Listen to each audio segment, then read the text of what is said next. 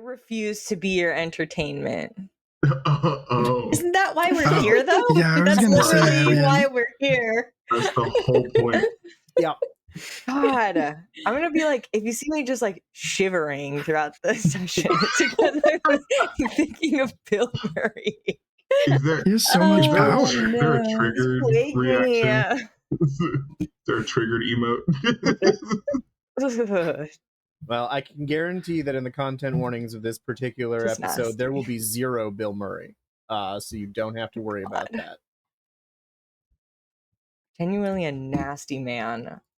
Just absolutely I just, nasty. hey, Raph, you know Yeah. he was acting, right? I don't care. That's his true form. You can see it in his eyes. That's how he really lives. That's who he really is. Okay? You're not wrong. That's who he is. There's like, you pull up a picture of him and tell me that's not his lifestyle.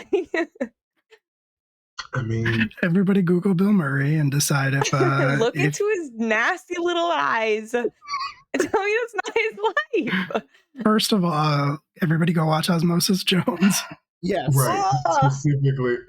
and then Google Bill Murray, and then decide if that's autobiographical, or I guess just biographical. It is. God. I don't think he made Not the that cool movie. parts, though. The cartoon parts are not Bill Murray. That is factual. Yes. Is that Chris Tucker?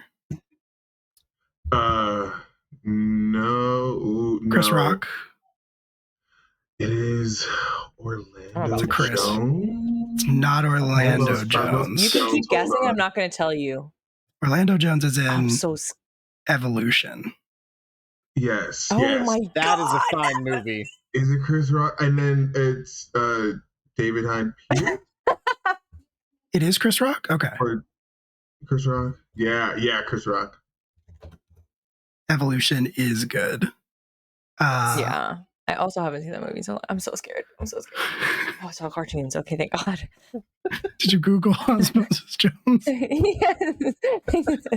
I'm so scared. I 100%. Googled it and then I was like, mistakes were made. What if it comes up? I was going to say that I put on Rush Hour 2 a few months ago to be like, well, I wonder how long before this is like unforgivably racist. And I don't know when the last time you Okay. watched Rush Hour 2 was, but it's not long. It does not take long. Yeah. Oh God. Oh yeah, no, it listen, it wasn't great then. Like it looked like it's being Nope. all the way real. I did not Yeah. finish that movie. I was like, wow, this is a lot. What Okay. specifically about Rush Hour 2? Not Rush Hour.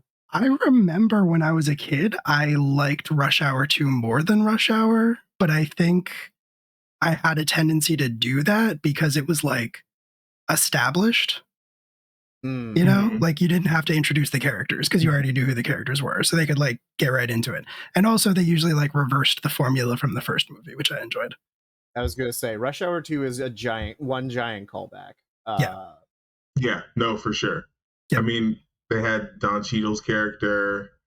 They had an old man who had glaucoma. Mhm. Did they There was Egyptian style. did they make a third one with Owen Wilson, or Yes. am I imagining that? Wait, that is. Hold on. That Internet, is. tell us. No, hold on. It's him. It's Oh, Jackie Shanghai and Shanghai Owen Wilson. Noon. Shanghai. There Yeah, you go. That's Shanghai Noon. Yep. Okay. All right. That's what it was. That's what I was thinking Shanghai of. It Noon, is a different Shanghai movie. Nights, I I think that's the sequel. I think maybe it's Yeah. Shanghai Nights. I don't know. But Yeah. no, there was a Rush Hour 3.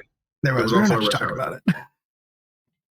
No. Cool. Yeah, Okay. we're like 15 minutes in. This is fun. Just talking about movies. Hi.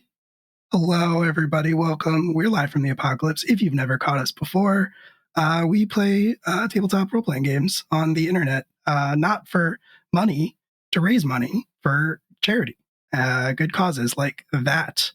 We're currently raising money for Rainbow Railroad, which is a very important and good nonprofit organization that seeks to get queer people, and specifically in this very scary and unfortunate time that we're living in, trans people out of unsafe living situations, whether that is to a different city or a different country or just out of an unsafe living situation. So if you like what you see, we just ask that instead of subscribing or giving us bits or doing the normal Twitch things, you donate to Rainbow Railroad instead. And you can do that because the subscribe button has been hidden. Seek it at your own peril. It's been replaced with a donate button. So press that, maybe, if you like what you see, and then you can give the $5 or the $6 or whatever you can spare to Rainbow Railroad. And we are currently raising money for Rainbow Railroad Canada, which means your hard-earned American dollars will be worth more to Rainbow Railroad. So that exchange rate is working in our favor if you want to donate, which we would love. And so would Rainbow Railroad. That would be fantastic. If you are able to locate the subscribe button, we cannot stop you from doing so. And when Twitch deigns to pay us out, it goes back into supporting the channel. But just be aware that if you do so, beloved Dementia 20 Dungeon Master Brendan Lee Mulligan will kill a dog, which you may have seen if you were here at the beginning of the stream. He will kill one dog for every month that you have been subscribed to this channel. Sometimes, like tonight, 21 of them, which is not an age. It is, just to be clear, not an age, an aggregate value of dogs, in case anyone was confused. About that. So, yeah, that's, I guess, most of the stuff. There are channel points and emotes and all of that good stuff, but we're playing Changeling Cold Iron, so I will turn it over to Alex. Hello, I'm Alex. We're playing Changeling Cold Iron, which is a Changeling the Lost game set in an alternate history where Faye took over the Soviet Union. General content warnings for any World of Darkness game include mental health issues as well as bodily harm issues. All of those can and will come up over the course of this game. I don't know that there's anything specifically set for this particular session or episode. There will be math. I know that's not necessarily a content warning, but math will be involved, so prepare yourselves for that. Otherwise, let's just quick introduce ourselves. We'll go in court order, starting with Yuna, and just tell us who you're playing, a little bit about what they're like, and then I have a little story to tell you all. It's gonna be fun. Hello. Oh. Wait. Time out. There we go. Hello, everyone. My name is Raf. And tonight I will be playing Yuna Orlova, Spring Court, guardian and curator and creator of the National Portrait Gallery for the party. What else? Painter, friend to all, lover of slouch. I think that's it. Wait, I guess I should wait. Yeah, no, that's all the important stuff.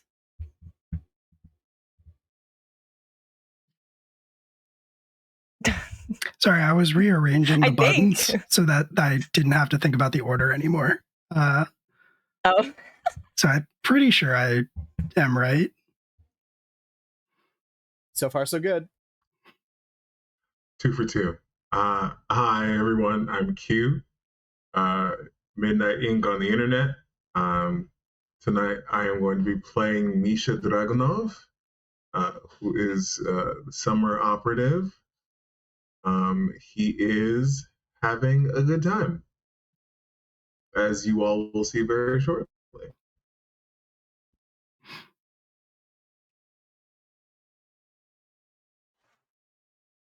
Hello, I am JD. I can be found on the internet at JD Not Jason Dean, and in this game, I am playing Arcadia Volkov of the Autumn Court. He's a scientist. That's all you need to know. He's a poor little meow meow. I'm sorry. I forgot to include that. I thought he was like a hiss hiss. I'm so confused. He is. He's a sweet little hiss hiss. Yeah. Hello, I am Faris Farakaya on all of the socials, and tonight I am playing Veronica Strogost, a singing teacher, a dancer, don't worry about it. She's a delight. And super normal.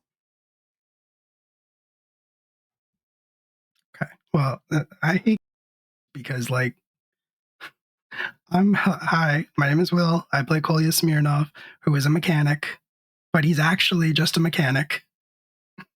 Unlike everything everybody in front of me said about their I am characters. just a scientist, excuse me. I get people to sing. That's what I do.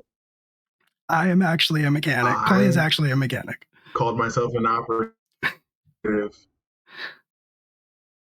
That's fair. I said That's I fair. was an Misha. operative. I was honest. Misha's honest. That is true. I'm Will. I play Kolya Smirnov, who is the unaligned changeling representative from Kaliningrad. He is a mechanic, and yeah, he is along for the ride against his better wishes. And I can be found, I guess, on the internet at a Wilhelm Scream, but I am not super there. But you can find me, I guess. All right, that's it for me. Excellent. All right. Then I think humans, changelings, friends, it's time for damn it, I was this close. Hi, I'm Alex. I'm Mightiest Fin on Twitter. I'm running this thing. More on that later. So there. All right. With that out of the way, it's time for us once again to have our bi-weekly story time. So settle in. Hope you have cozy blankets, delicious beverages, warm pets who are not trying to escape. Arcadia has fallen. Those of us who managed to flee the destruction of our home found ourselves scattered into the winds by fate, with no warning of what was waiting for us on the other side of the hedge. It's curious that so many of us ended up here, in the lands of the Winter King beyond the hedge. Yeah, just It's even more curious that those of us who did not arrive Slop here that down, dude. very quickly were drawn Dude, to this crack place. one for the big boy. Perhaps Comrade Stalin's long reign has steeped the land in the familiar energy of Arcadia, and it pulled us here like a siren song. Or maybe we have some unconscious connection to one another that lasted beyond the fall of Arcadia, and we collectively drew together for protection. Maybe it's simple coincidence. Or maybe it's all three. Can something be both coincidental and intentional? I suppose that's a question for a different time. You know why we're here. We're here to tell stories of lost Arcadia, and we, the lost, who fled its destruction to make ourselves a new home. A home where we still feel the ache for the old. An ache that goes stronger over time as we weaken and wither. Indeed, my heart is heavy tonight as I think of the things we have lost, of the half-remembered home eternally out of reach. And so I think tonight we might tell a different story. One centered firmly here, in our new home. Please, gather round and let me tell you about the 7 bridges of Königsberg. Kaliningrad, as you may remember, was not always known as such. Before its occupation by the victorious Soviet army at the end of World War II, this city was known as Königsberg, the King's Mountain, with a history stretching back to its foundation by the Teutonic Knights during the Baltic Crusades of the 13th century. Throughout all that history, the people of Königsberg built a magnificent city, a shining light of art, music, and architecture. They built castles, churches, and, most importantly for this story, bridges. The River Pregel runs through the heart of the city and contains within it 2 islands, Nipov and Lomz. Over time, the citizens and leaders constructed 7 different bridges, the pride of the city, connecting these islands to each other and to the mainland. Word eventually traveled through Europe of the 7 bridges and raised, in certain minds, a question. Humans, if you'll forgive me, have a remarkable talent for creating problems.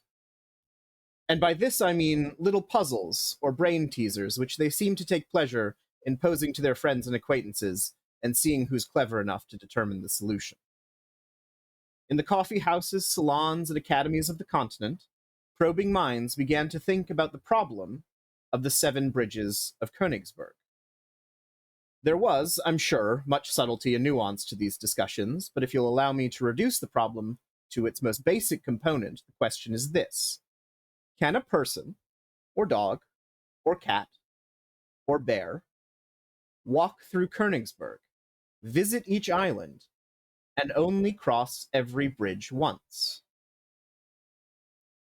I think we can all see them now, sweating and arguing in their fashionable courtly attire, or warming themselves with mugs of steaming coffee, a new and suspiciously regarded beverage, drawing diagrams of the city on whatever scraps of paper they had on hand.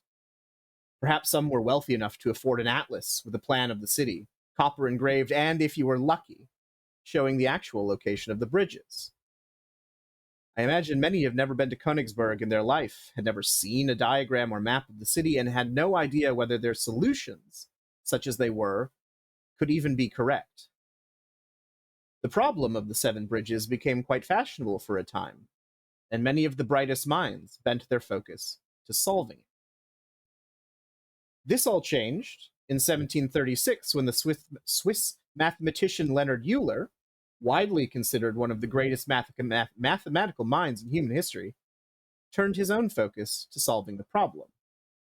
We may well assume that Euler was feeling optimistic. After all, a mere 2 years earlier, he had resolved the infamous Basel problem, which had gone unconquered for over 75 years, and it was with, I'm sure, supreme confidence he threw himself into divining the solution. Where others saw islands, bridges, and streets, Euler saw vertices, nodes, edges. He dissected Königsberg, tore the romantic heart out of the original question, and when he finally gave his quill a rest, Euler had conclusively proven that there was no solution to the 7 bridges of Königsberg.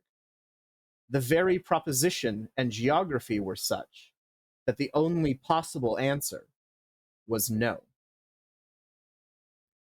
And so people went on to have other discussions about the proper methods of crop rotation, the necessity of removing the heads of vampire, or if you could simply stake them, about who was fucking who, and about the wisdom of placing the reins of government in the hand of one inbred monarch who is too busy spending the country to oblivion on wars for their own personal vanity. And the problem of the 7 bridges of Königsberg was largely forgotten. War came. Some of the bridges were destroyed. They have not been replaced. And who would want to go walking now through the ruins of Niepoth and Loms? Through the broken jumbles of brick, muddled with blood and bone and bullets. But there was one changeling, not so long ago, who looked out at the destruction of Kaliningrad and remembered the 7 bridges. For this changeling, Euler's analysis simply wasn't good enough. All problems must have a positive solution, and they bent their every waking and dreaming moment to solving this problem. They walked the streets, they picked through the rubble, and slowly they came to a realization.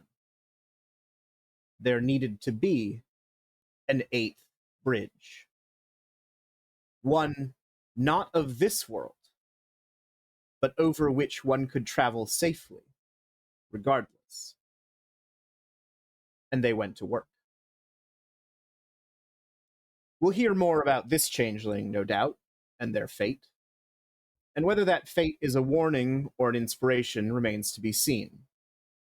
For while it seems practical to be a Euler and recognize when circumstance means you're doomed to failure, there is, I think, a certain romance to being a Morozov and refusing to allow mere reality to dictate your options. Perhaps the world needs both. I don't know that it's my place to say. I am merely your humble storyteller. But if we're examining the need to spit in the face of fate, I think we might need to refocus our story to a quiet, residential street of Kaliningrad, where the hunter of the longest day lies broken and bleeding on the pavement. Misha, the knife wound that barely missed your heart is still bleeding, although it's more of a trickle now. A dozen cruel cuts sap your strength and your chest aches from the hammer blow of a punch from the bear of Kaliningrad, who now stands over you. The electric streetlights buzz painfully bright and loud, so much so that you can feel the energy in your teeth. The bear is a big man, well over 6 feet tall, barrel-chested, with that wild mane of blonde hair and a large, bushy beard, his eyes completely blue. He wears a long black leather overcoat, certainly more as a fashion statement, as the night is surprisingly warm here, and he gives you a very tight, patronizing smile. Your tenacity is to be admired, but you're not going to win. Not while you're still so firmly grounded here. Now go. Tell the others. We are coming for them. And then there is a surge of energy, the smell of ionization and copper, and the bear simply disappears, much as he did before, leaving you alone and bleeding in the middle of the street.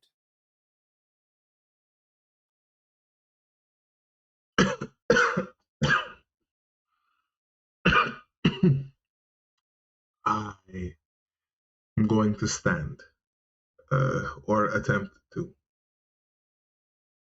So you now have how many points of aggravated damage and how many points of lethal damage? We're one aggravated.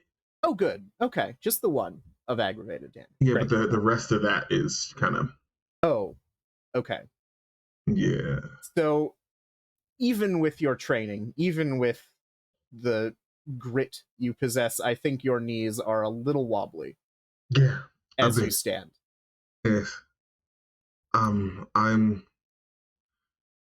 going to take off my mask. It's nighttime now, and I need to actually breathe. And if I'm going to make it back to my comrades, I'm going to need to hunt. So you take off your mask, and the smell of the neighborhood hits you stronger. You smell cooking. You smell plants. You smell touch of the ocean carried in on the breeze. And it's still so quiet. There is still a sense of waiting on this street when you see a man out walking his dog. He turns the corner, big black, like Labrador. I don't know, do they have Labradors in Soviet Russia? We'll say they do. Sure. And he sees you and approaches cautiously with some concern. There is, after all, a man standing in the middle of the street, bleeding. Comrade, are you injured? Do you require assistance?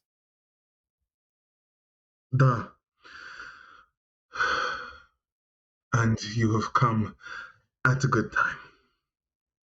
He approaches you. I do not live on the street, but I do have a friend, if I may. And he reaches out to steady you. Okay. I'm going to sort of put my hand on his shoulder. Who is this friend? His name is Nikolai. 3 doors down.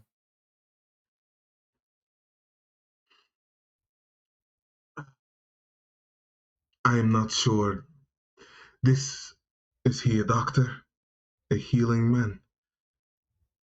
No, but he does have a telephone. Great. And while I have my hand on him, I'm going to use my Kith's ability, Leech Finger. Yes. I'm going to take that aggravated, and I want to downgrade that. Just sort of drawing his life essence from him to get myself stable enough to walk on my own. I'm not going to kill him, but I am going to leave him a little woozy.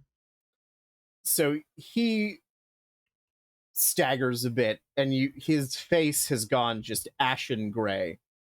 And he looks gaunt in the cheeks and at the temples. He says, I'm suddenly not feeling very well myself.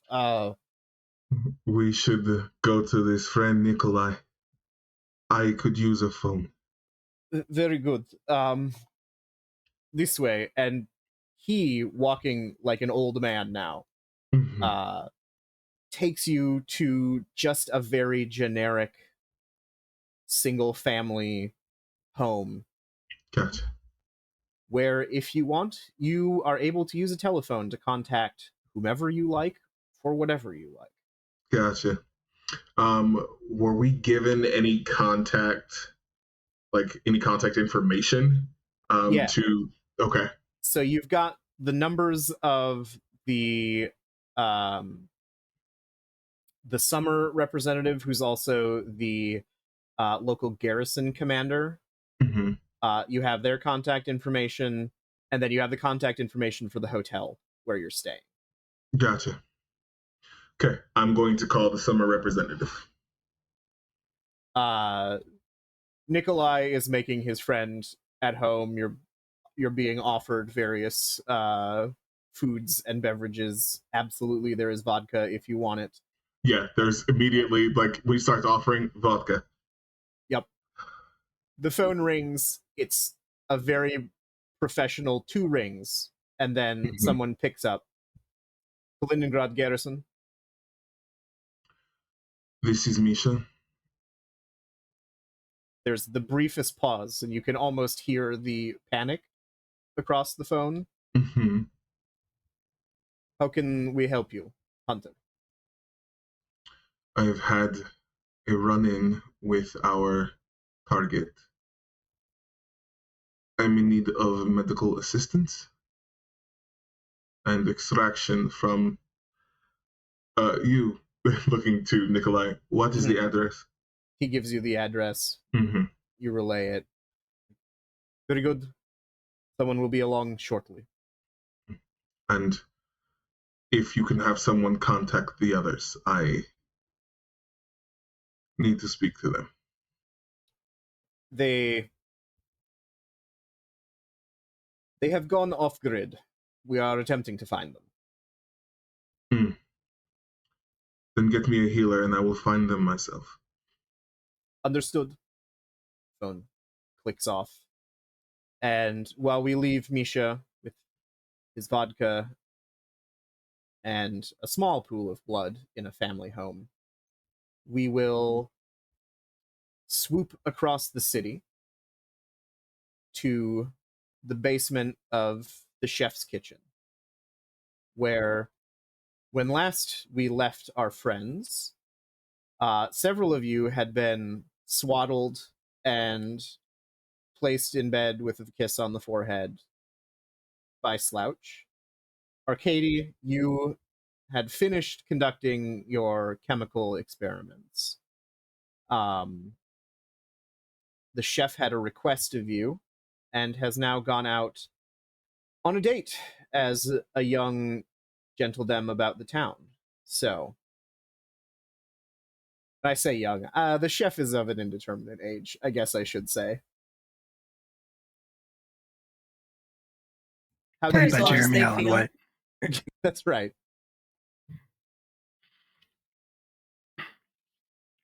As quickly as she possibly can, Veronica escapes the swaddling.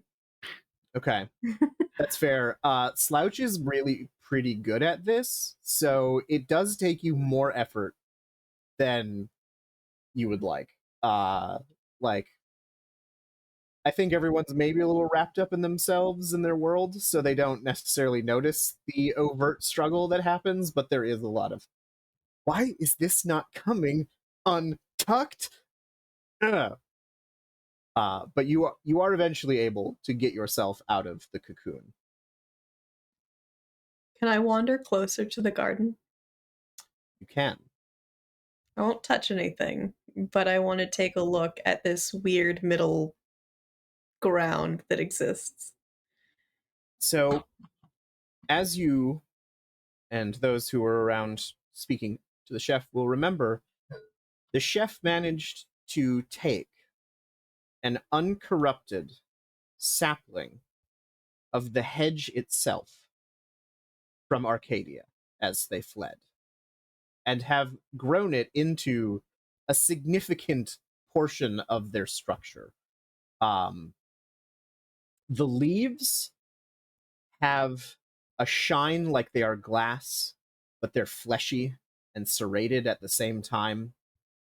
They look thick and uncomfortable. You wouldn't want to touch them. There are a number of flowers that you remember, or at least recognize, as being native to Arcadia, hanging and growing out of the hedge. Not many. You know, in this entire space, there are maybe 5 or 6 flowers of different varieties. Not sure how the chef managed that, but and the entire thing is just sort of humming, like this very low, like you can't hear it, you can feel it. There's just that vibration of power in this plant, if that's what it even is. At least that's what it looks like. Does it look like there's a wall behind it? Or does it look like it's this weird kind of haziness? It looks like it is the wall, Okay. but is not.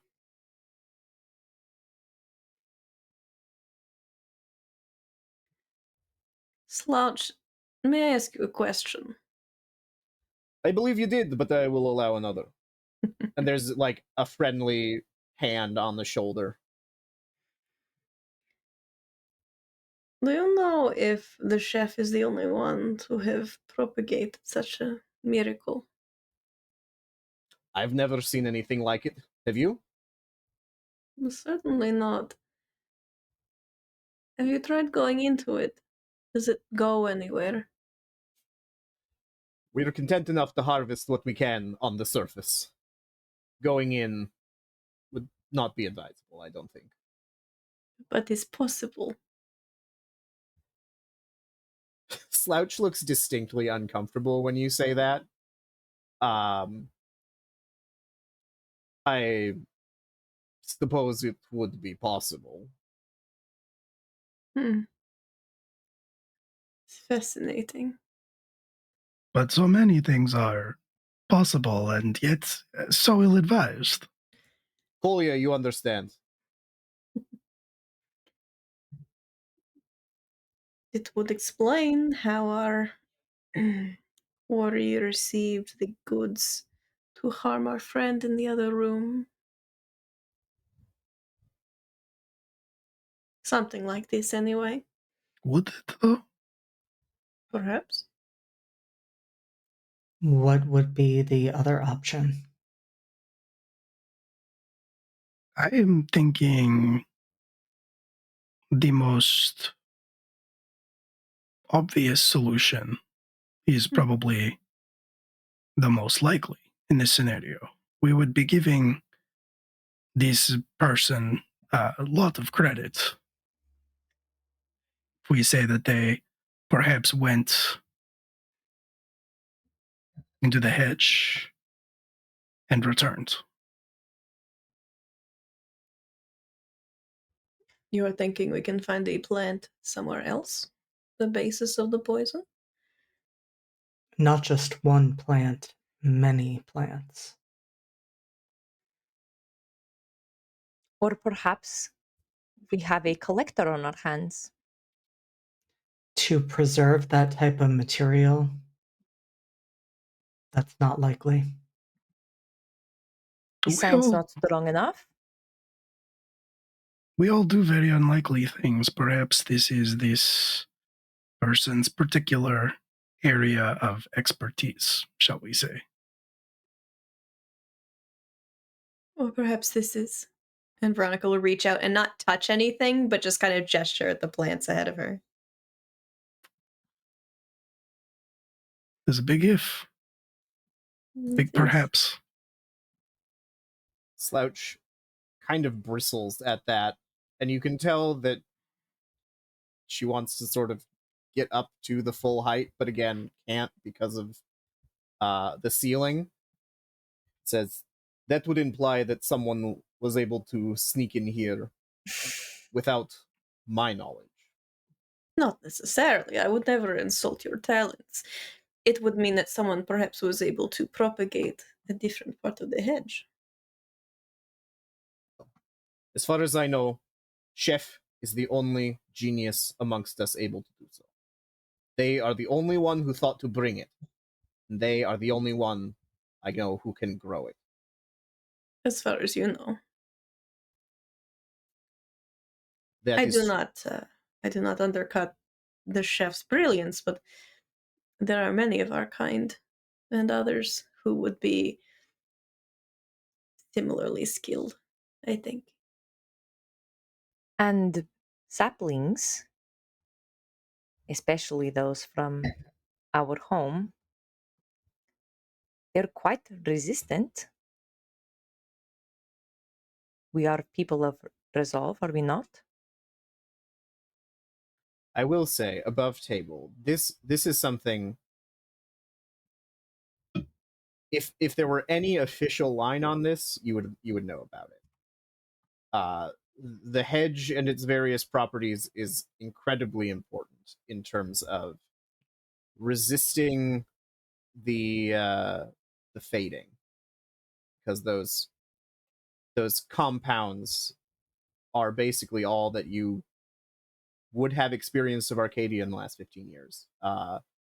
So the fact that there's one here is very remarkable or troubling or both, depending on how you see it.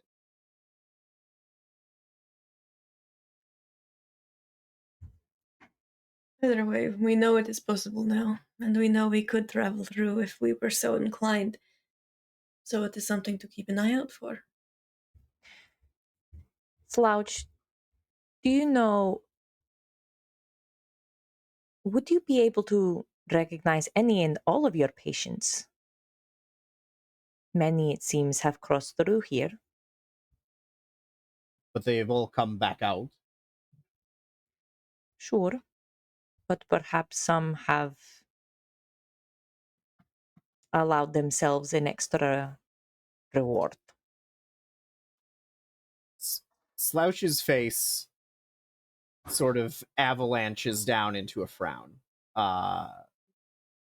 They are giving that serious consideration, and it takes them a moment, but they finally slump those giant shoulders, so strong, and says, well, some of the ones who come in here, they are in a bad enough state that we can leave them unsupervised, but maybe they are acting. Slouch, you have beautiful emotions. The shoulders unslump. Chef has told me I need to explore this side of myself more. It is something I would love to have. The emotions or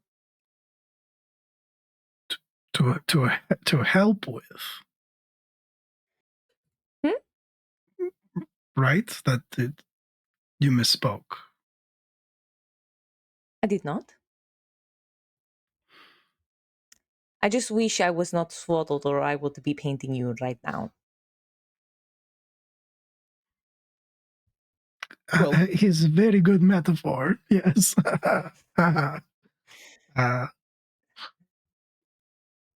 I think at this point, Misha, you have been able to get your transport, and we'll say through the contractual agreement that you all have, you do have a bit of a bead on where everyone is. And we will have you arrive at the chef's kitchen, which is in a basement protected by a giant blast door.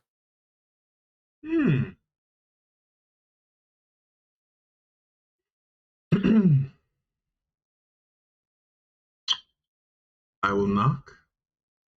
You all hear dum, dum, dum. And Slouch says,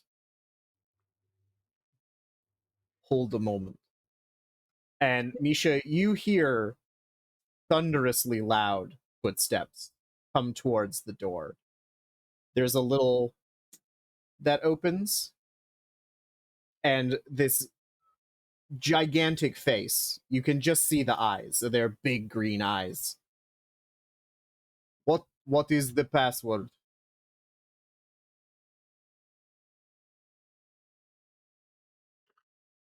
The what? If you're here to see the chef, you need to have the password. I'm not here to see the chef. I'm here to see my friend. The eyes narrow.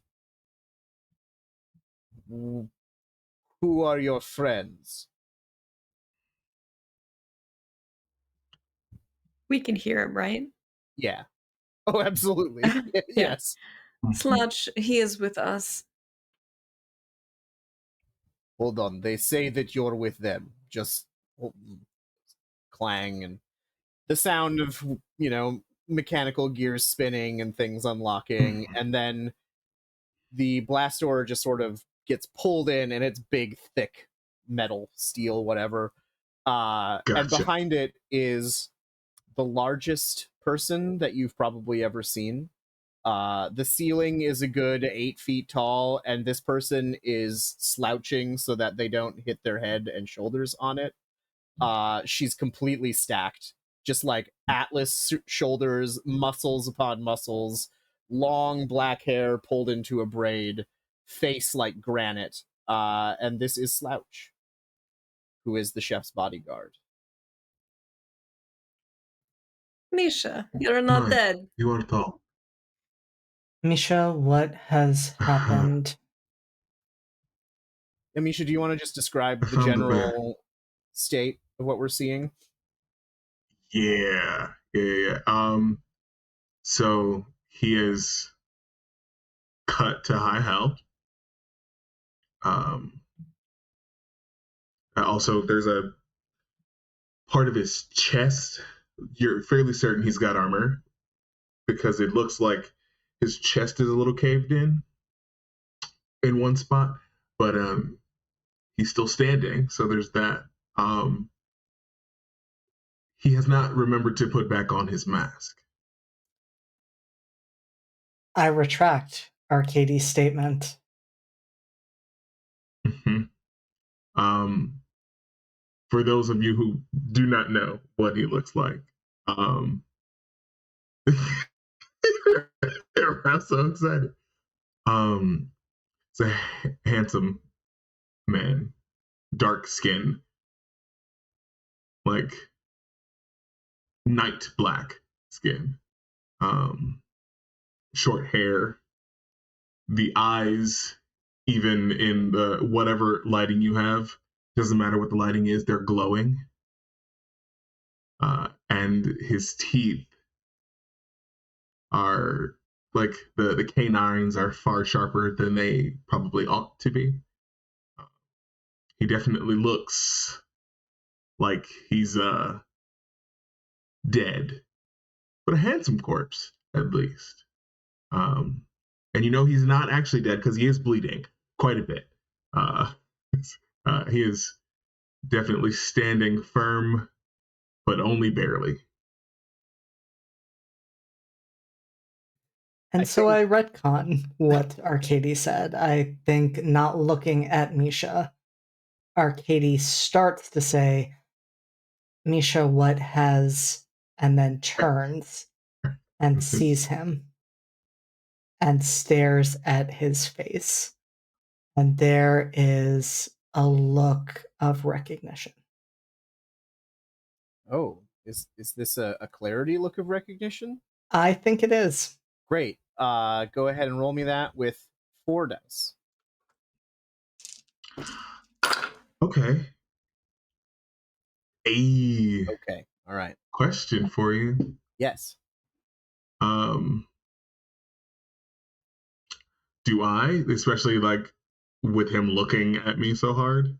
I think Okay. that also makes sense. Yeah, that's fair. We'll say 4 dice for that as well. All right. Cool. All right. I have to take this off for a minute. I'm sorry. Yeah. I'm sorry. Is Veronica about to get jealous? What is happening right now? What is happening? It's fine. right Don't worry now? about it, Veronica. It's totally fine. Yeah. Go ahead. We've only Tell me that. I'm established sure. on Twitter that Veronica does not share. Okay.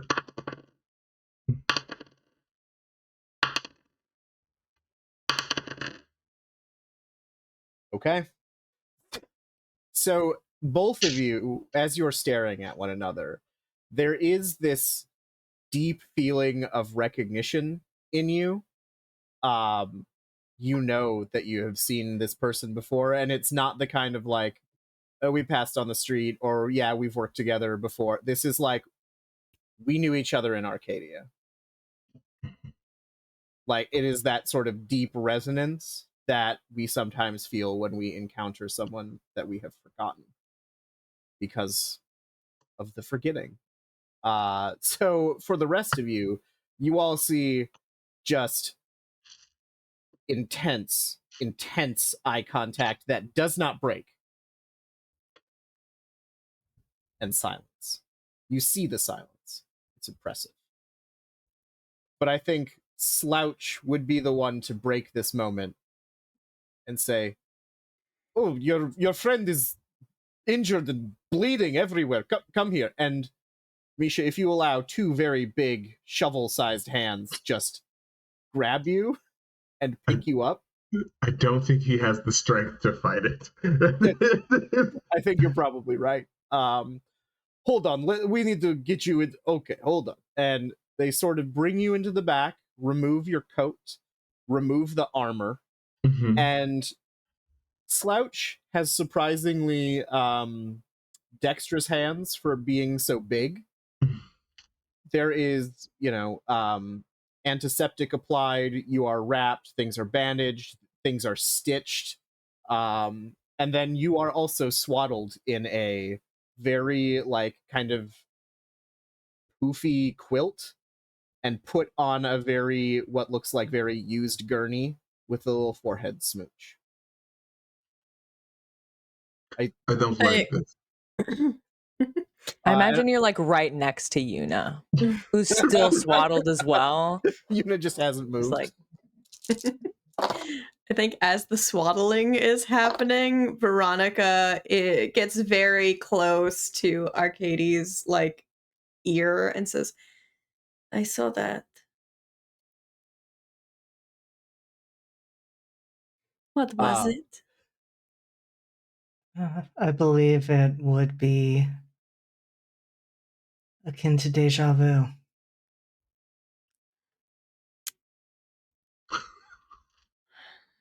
I'm sure that's what it was.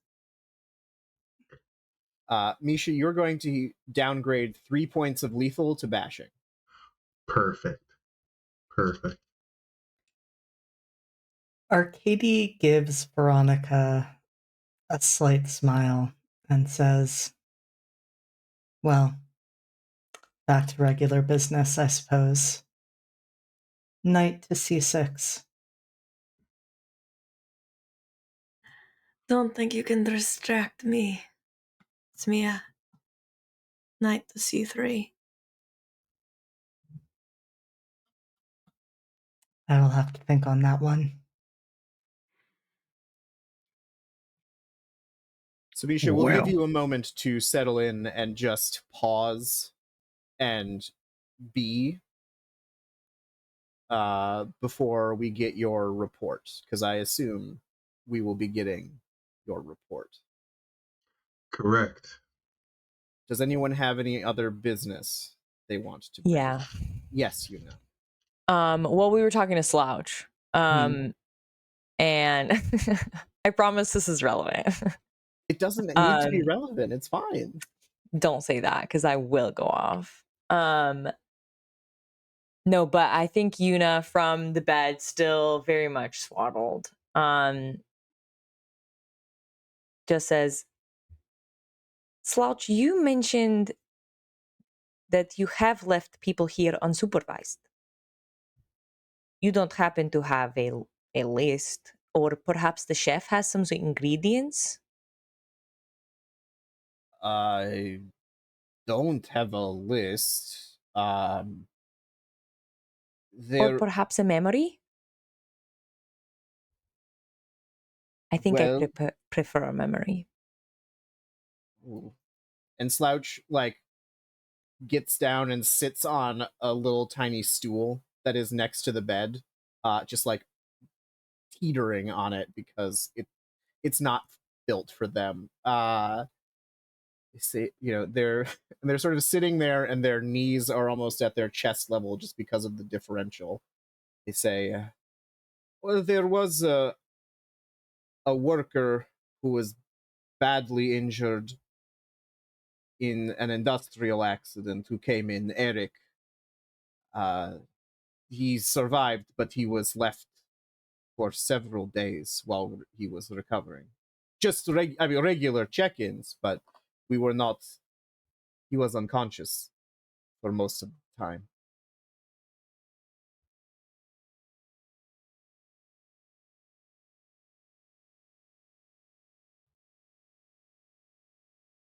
Stool gives a little groan.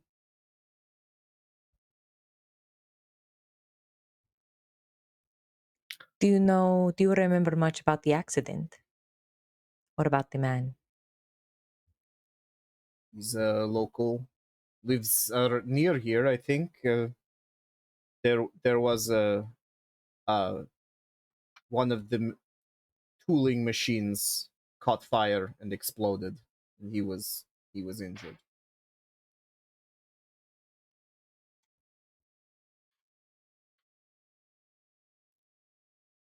Was there anyone else that was injured in that accident? I'm sure there were, but he was the only one that came to us.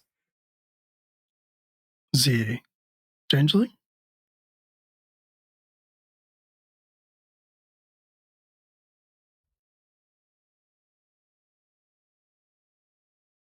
Well, while we are here, we may as well look into the place where these people have been disappearing. Since that was our bargain. It has been weighing on the chef. They're not able to focus. Really quite sad. Understood. I'm sure if we can lift some of that weight off of their mind, we would be more than happy to. And I would personally appreciate it. Personally, do you know one of the individuals? Well, several, yes. Promise is a promise. Could you tell us where we could find their last known whereabouts? One of them. I'm running out of Russian names. Alexei.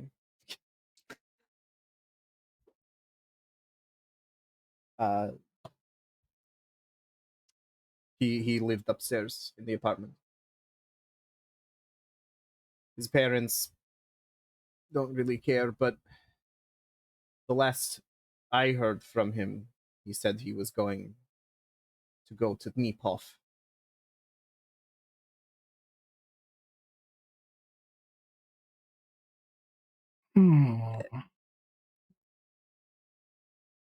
Kiskasi? It's one of the islands. Okay, thank you. Dnipov, sorry. What would he be doing there? You know how young people with more testicles than brains are? It is a place that young people go to say they've been there. Some see ghosts, others find landmines. It is not a safe place. But it seems neither is here. No, the landmines we find here are of a more interpersonal nature. Was he more interested in the ghosts or the landmines? That's a good question. He liked to hear stories of the war. Too young to have fought in it. Maybe both, but I'm sure he was out there digging up bullets or trying to find bayonets, something, some souvenir. Seems like a place to start. And how does one get there? There's a bridge.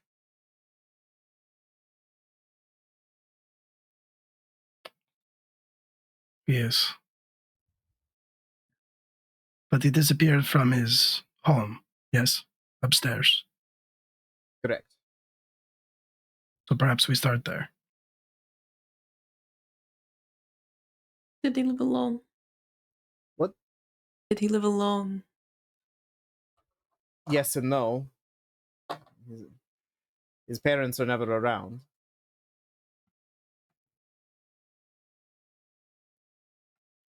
Take a look. Ask his parents some questions if they are there. They are hard people. That does not worry me. No, looking at you, I am more worried for them. I will not damage them beyond the chef's capable hands. I am Or at all, if we can avoid it. comforted, Kolya. Thank you. So, we will get out of your hair.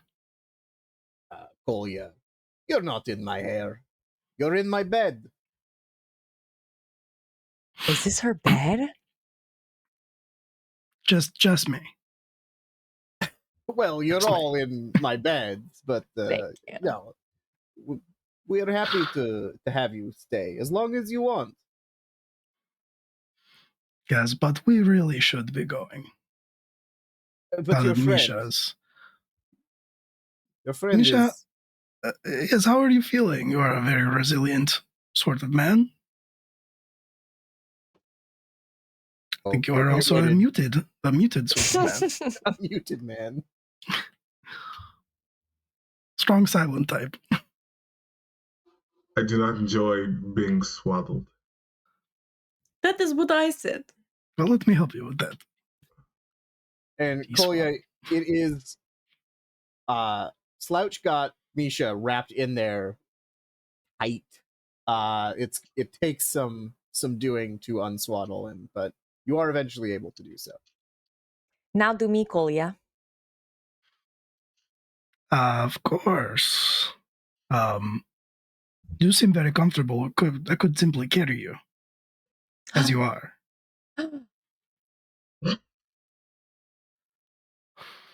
I accept. What is carrying amongst friends? I'll sling Yuna across my back and just tie the ends of the blanket in front of me, like what's that called? You got a little baby Bjorn? Yeah, like a little baby Bjorn. Yes, you know, baby Bjorn. Yeah. So, Misha, you have been unswaddled. Your wounds, while still very painful, do not seem to be worsening. Say that. And just to give you a general ambiance of where you are, it's a basement fallout shelter that's been converted into an impromptu-ish medical facility. Nothing is clean. Everything looks used multiple times over. But most importantly, in the room that you are in, the far wall is made up of hedge, which you maybe did not notice until this very moment. Certainly did not. So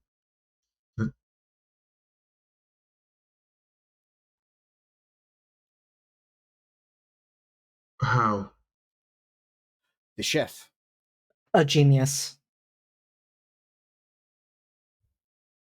Quite so.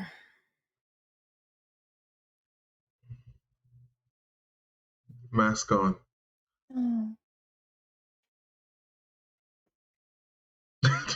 Misha looks at you. Is there something wrong?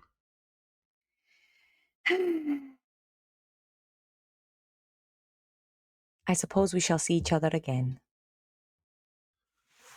I'm looking at you right now.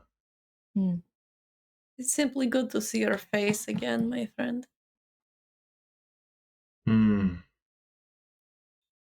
Indeed. Side eye. Heavy side eye. Do not get used to it. It is generally uncomfortable out in open air. I just needed to breathe more fully.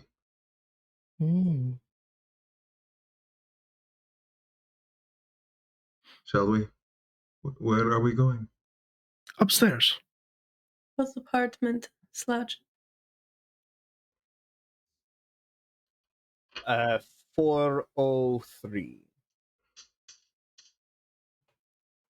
If you would be so kind, and I gesture at the massive fucking door. I mean, I can open it, but okay. You're whatever. carrying. You got a Yeah, but my hands are free. You have a unit, I guess. It seems rude. Also, Raph's gone, so it's Oh, fine. Raph's gone. Yeah. They've fallen asleep in the Bjorn. I mean, it is very comfortable. It's a shame Raph is going to miss this because Slouch takes off the flannel they're wearing and it's just A-frame underneath, and they go to turn and it's just muscles, rippling muscle. And then Slouch pulls the door open and you are all able to head out back into the apartment complex. Chloe will lead the way. I imagine these apartment buildings are all pretty uniform. He's probably familiar with the layout, so. Yep. So these all have one rickety elevator and stairs. Quite frankly, probably would not trust all of you in the elevator.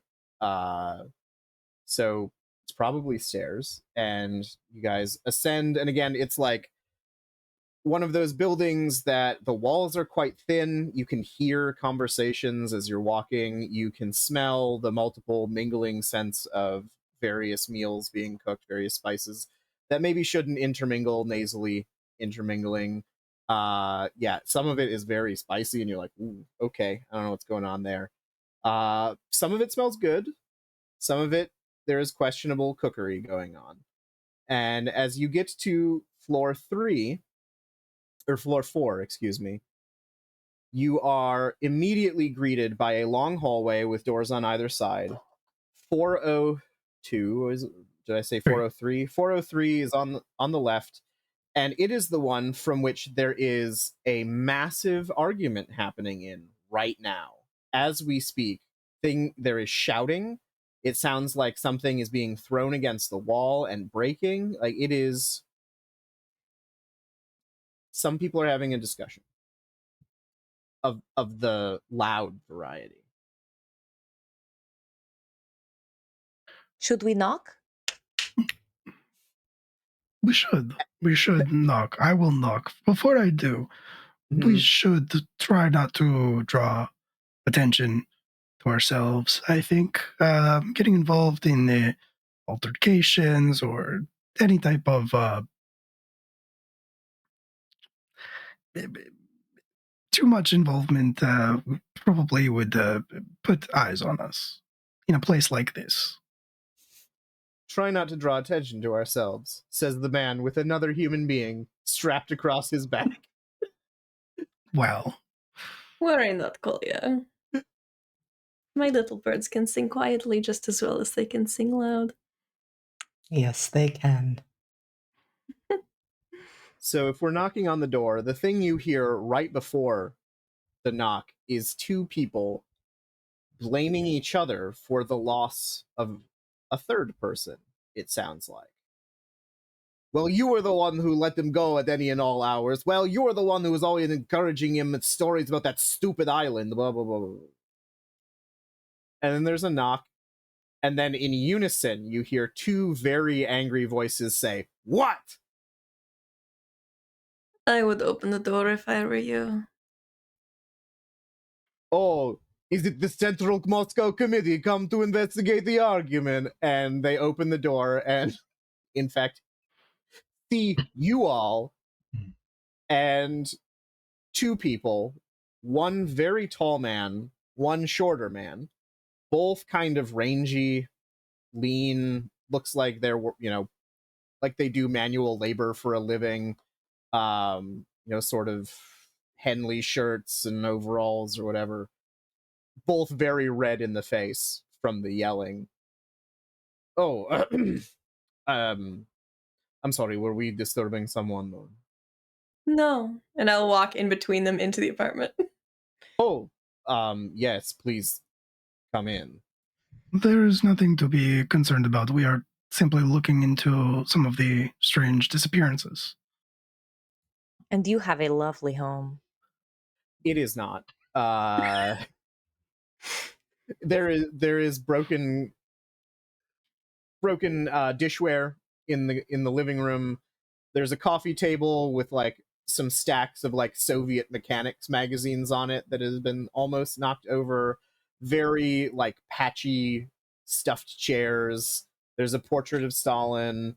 It's just Wonderful. dingy and lived in, and it does not look like a pleasant place. And they both look at you when you say that, strapped as you are across the back of a gigantic man, and they say, Just head resting on Kolya's shoulder. they say, "Thank you. Listen, this is not a great time. Our son is missing." Yes, we know. That is why we are That's here. why we're here. The disappearances. They sort of put themselves together. One of them goes and gets a broom and starts sweeping up the broken dishes. They gesture for you to sit in the chairs, such as they are. There aren't enough for all of you. Veronica does not sit. It's okay. Just need 4. Still not enough for all of you. Oh.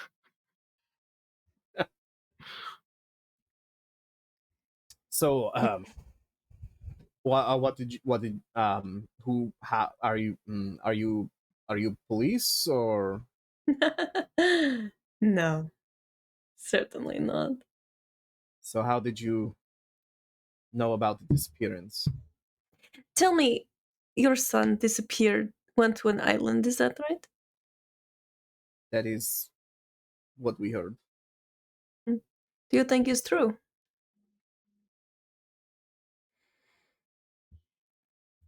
Why wouldn't it be? What other explanation is there? I don't know. He's not the only one that we've gone missing. Perhaps something else happened to him. Anyone he was spending time with, or places he was going that were questionable? They share a look. Well, he was spending a lot of time with that layabout in the basement. Let's kill them. No, we promised not to. You're right. Lots of time. What do you mean? Well, supposed to be at school or working. Does neither of those things. Just goes down to the basement and plays chess with the big lady. No other friends, acquaintances, activities. You've never met our son, so I will forgive that question. Not a big people person. But a big people person. It sounds like. If Koya actually Soy. says that, they do both crack a smile at that. Like, you're not wrong. Which room is his? Sort of gesture to the back. Or Look up deeper at into the apartment. Arcadia. Go. He nods and heads in that direction. Do some investigating. Misha is going as well. All right. I will have both of you, as you enter this room, make me a... I'm sorry, my brain is blanking. It's wits... Investigation. Investigation? Yeah, wits investigation. That sounds right. A reminder, we get, I believe, a +2 thanks to our pledge. Correct. Yep. Yeah. And you, as you go back, you might be expecting the room of a young adult. What you get is a cot with some very disheveled sheets, not made. You get a bookshelf with 3 books on it, and you get a dresser with a couple drawers pulled open and clothes hanging out of it. Otherwise, there is nothing in here. That's an extreme success. All right.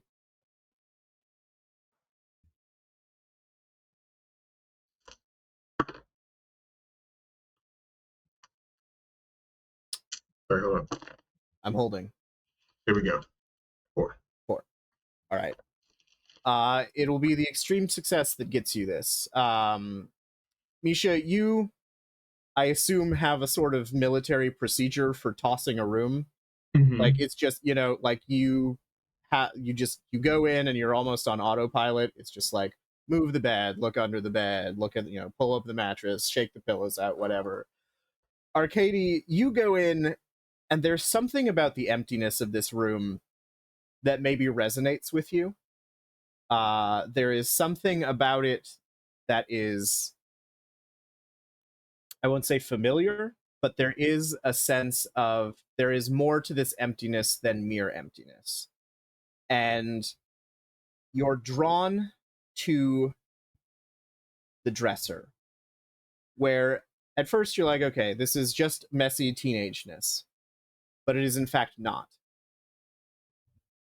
And you start pulling things apart, moving clothes, and you find that there is a secret back panel in one of the drawers. And you pop that open, and inside there is an envelope it's a very deep green color, and when you pull it out, it has Alexei written on it in gilt in this very elaborate style of handwriting, and it smells of flowers and spring and happiness.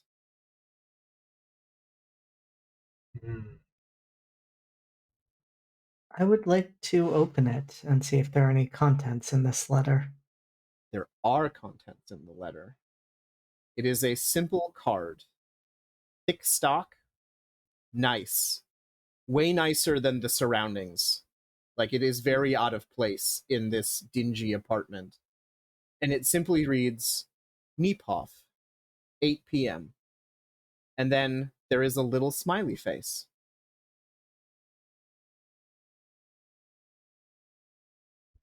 And when I say smiley face, it's like someone has drawn the Cheshire Cat smile. Like, it's got a big old smiley face. Misha. And Arcadia holds it up. He will observe. We look over the letter. Gonna take in that scent.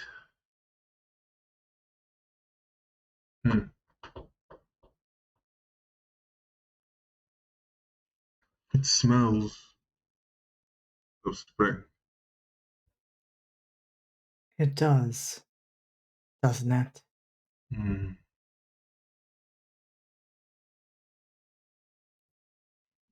Yeah.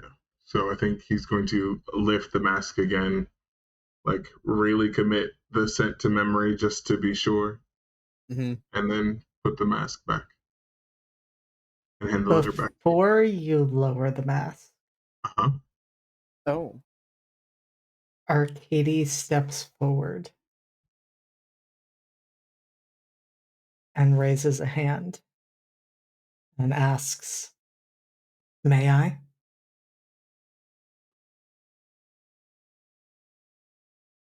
He will lift it back.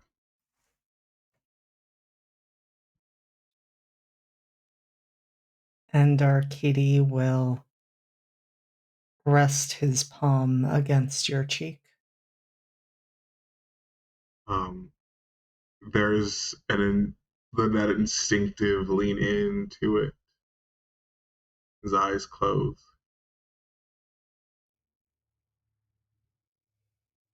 I was right. I could swear I could remember you, but nothing. But this, I remember.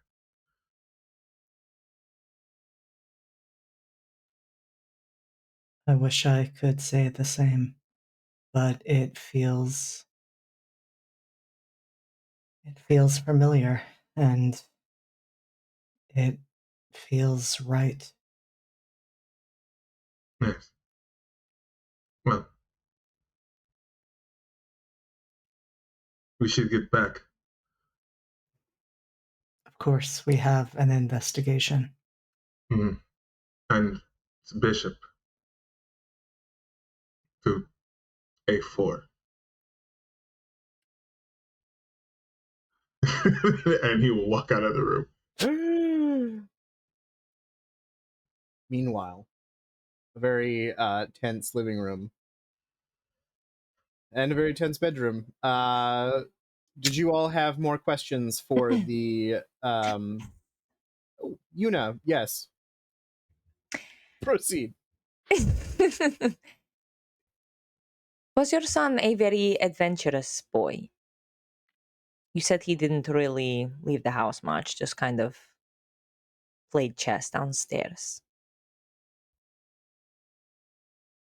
They think. Not what you'd call adventurous, but more interested in stories than is perhaps good for him. What kind of stories?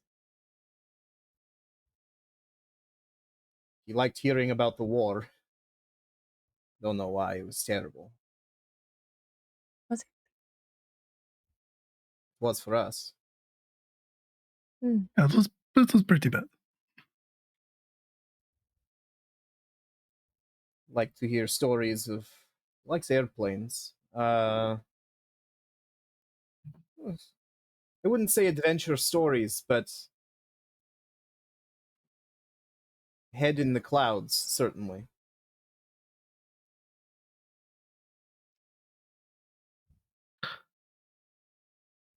You said that you heard that he had gone to the island. Who did you hear this from? one of his.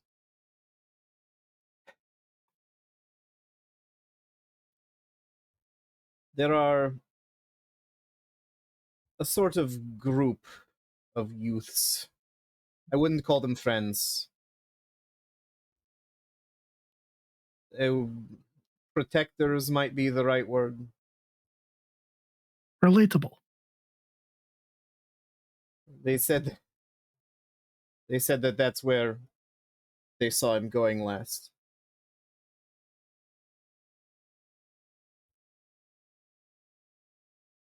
And where might we find these protectors? Wherever you find street urchins. In the street. With the cats. With the cats.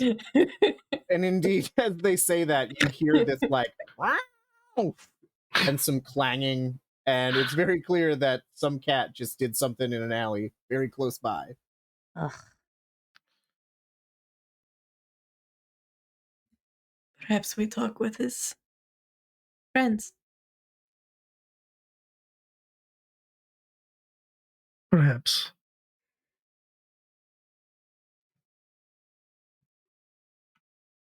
I think at this point, our two question marks. I don't know what you guys are anymore. Yes.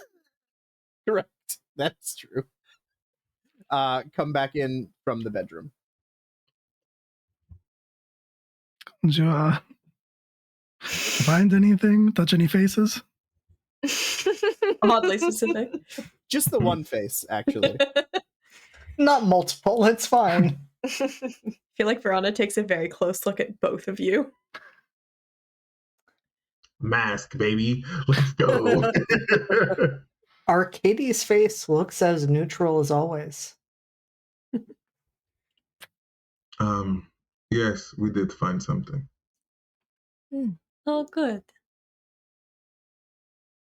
Not Indeed. in front of the parents, I think. I would recommend speaking elsewhere, yes. We are going to speak with the cats. You'll find our son? We will do Maybe. our best. Please understand that we are not authorities or part of any formal institution like that, just concerned citizens. We are more appreciative of what you're doing then, since you do not have to.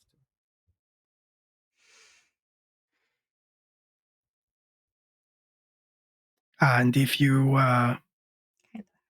would like to direct your gratitude to anybody, it should be to that layabout in the basement who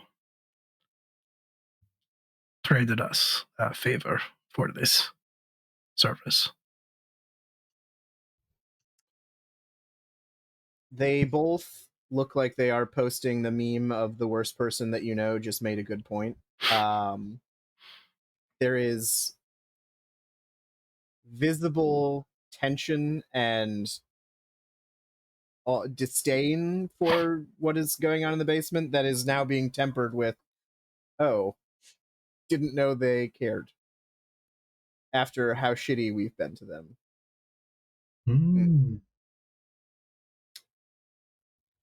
We will take that under advisement. Thank you again. Here in I guess when he's Kaliningrad, returned.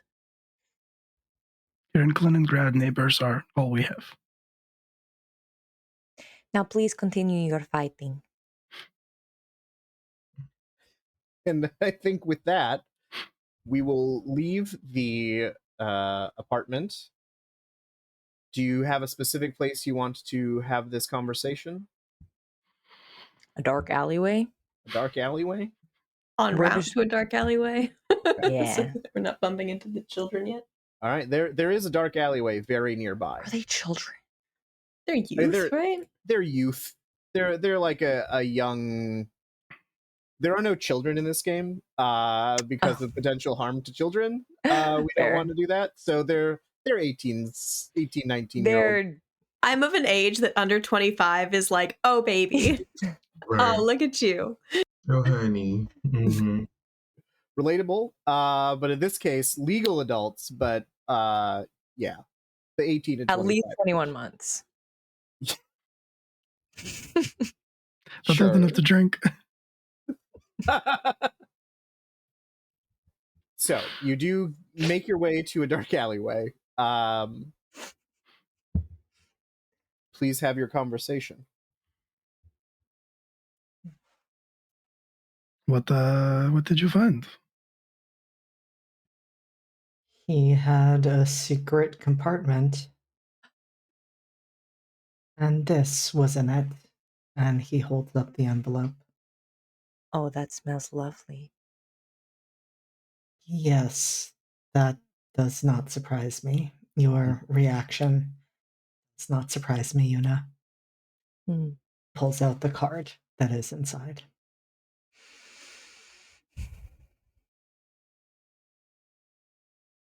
Yuna, I'd like you to make me a wits composure roll. Okay. I was gonna say, do I have any reaction to this? With composure. All right. I didn't even get my dice. That was what I was missing. With composure. Okay. Possible. Oh shit, where's my dice box? Okay, here we go. Green and gold. Green and gold.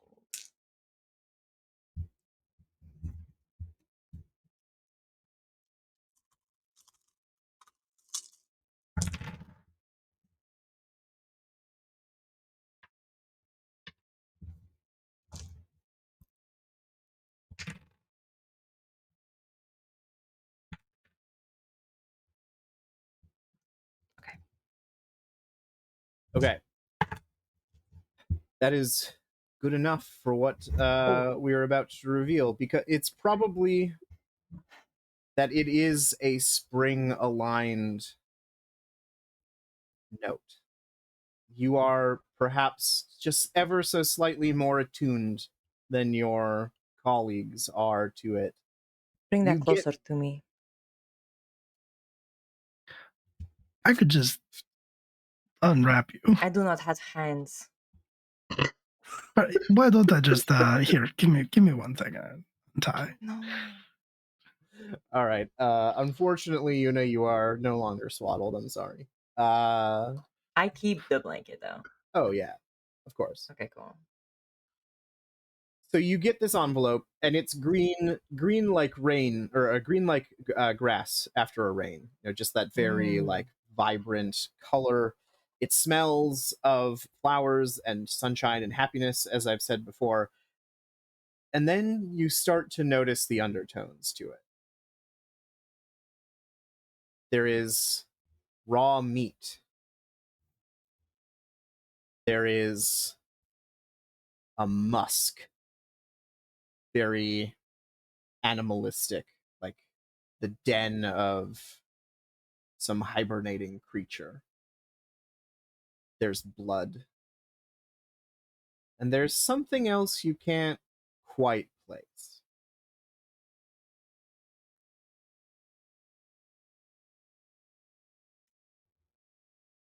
I think she's kind of like holding it right up to her nose and just breathing it in. And you see she was like beaming before, and her smile drops a little bit. And she says, "This is a mask. There is something underneath."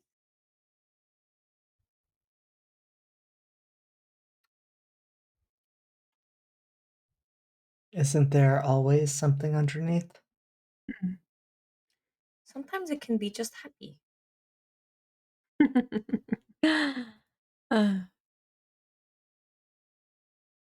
May I? Of course, I cannot deny Winter her needs. I will also. Anything? Okay. I will have you make me a wits composure roll as well.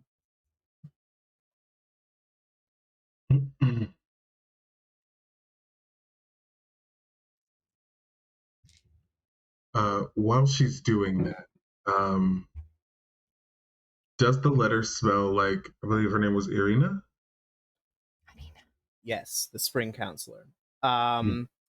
So, Veronica, you do smell all of the things as stated, like the surface level of it. You also sense that there is something else there, but because you are not spring, you don't get the sort of you aren't able to tease out the sort of subtle differences. It does not smell like Irina. Okay. Irina smells like berries and honey and alcohol. Yeah. Okay. Did you That's smell it, good to know. Veronica? The meat, the mask, the animal. There is something else I cannot place. I cannot either. Hmm. The scent of spring is a lot. I'll hand it back. It is, isn't Hmm. Since we are all here together, it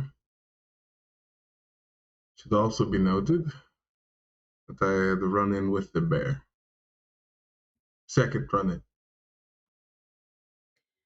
I assumed, based on the it? injuries. How did you Yeah. let him escape?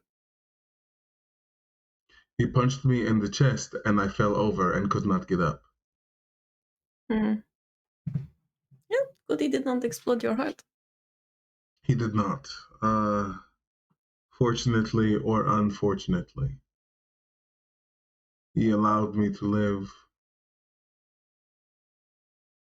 mostly so that I could tell the rest. His statement was, "We are coming for you."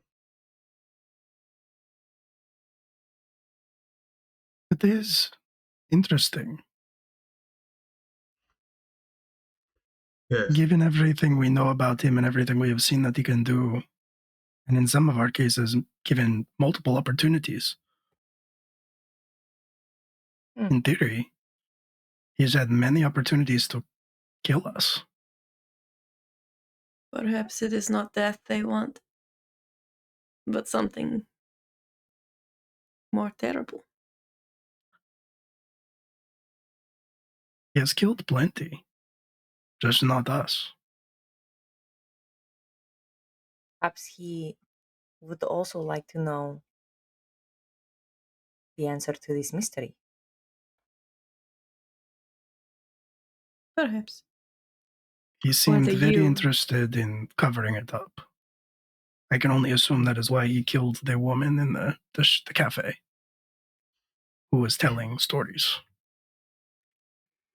to keep her quiet. I have a theory. By all means. I think he is attempting to gather certain individuals.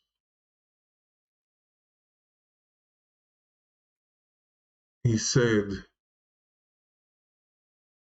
that I would be good if I weren't so tied to this place. Hmm. So he might be toying with us or toying with whoever would come to investigate this, to find the right souls for bringing over to the other side. That's my first thought. Perhaps Do you he have a is second? The second is still processing. Perhaps he is one of the ones behind this collection of individuals. It did smell like a hibernating bear. Oh, almost certainly. Not bear. I may have No. misspoke there. It's not bear. It was my. Okay, I said all bear. right, sorry. No, maybe hibernating was the wrong word. That may have put bear in your brain. But just like animal den is mostly what I was getting at. Bear. More of that. I am wondering first if the you was not the group of us, but the royal you, if you will. And I wonder, Yuna, who would replace your lady were she to fall? Your great lioness. Who She's a comes wolf. next? And to be honest, no one could replace Arena. But if the wolf were to fall, who would replace her, Alex? That would largely be a matter of internal court politics. You might be able to suss out who the most likely contenders in the event of Irina's death would be, but because you're not on the ground here and you haven't really been interacting with the court much beyond Irina, you're not entirely sure. I don't know much about the decisions that are made here. Perhaps, and I think she kind of turns to Kolya and says, someone more familiar might know. I avoid court politics as a rule, but maybe make a streetwise roll or something. That would be that'd be like intelligence and streetwise. Yeah, I have a specialty in rumors. Perfect. Yeah. Get yourself that +1.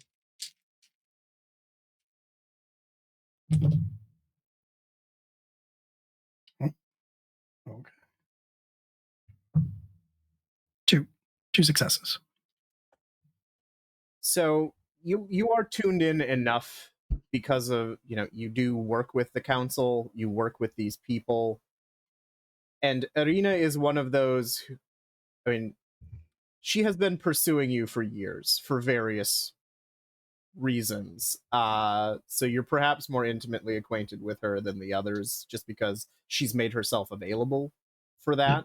But she has two, I'm not going to call them lieutenants, but sort of two, like, hangers on. One is named Anatoly, and the other is named Mikhail. And between the two of them, if Irina were to die or be unseated, one of those two, and they are both nowhere near her caliber.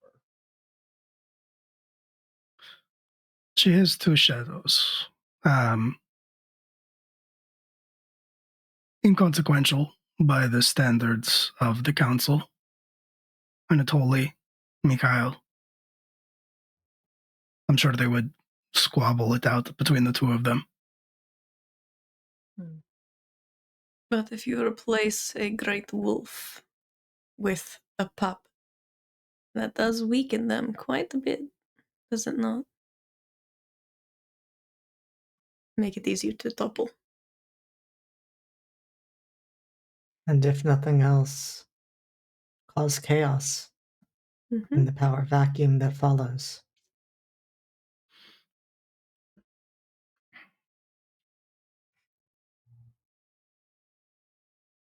I suppose no one else on the council has had any sort of visits by the bear? Or if this is just an attack on Spring. Should probably tell the council, shouldn't we? Make sure they are protected. More than usual.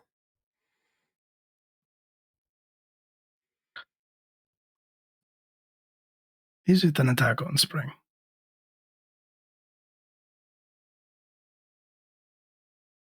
I wonder. What are you suggesting, Kolya? It seems a strange and short-sighted goal.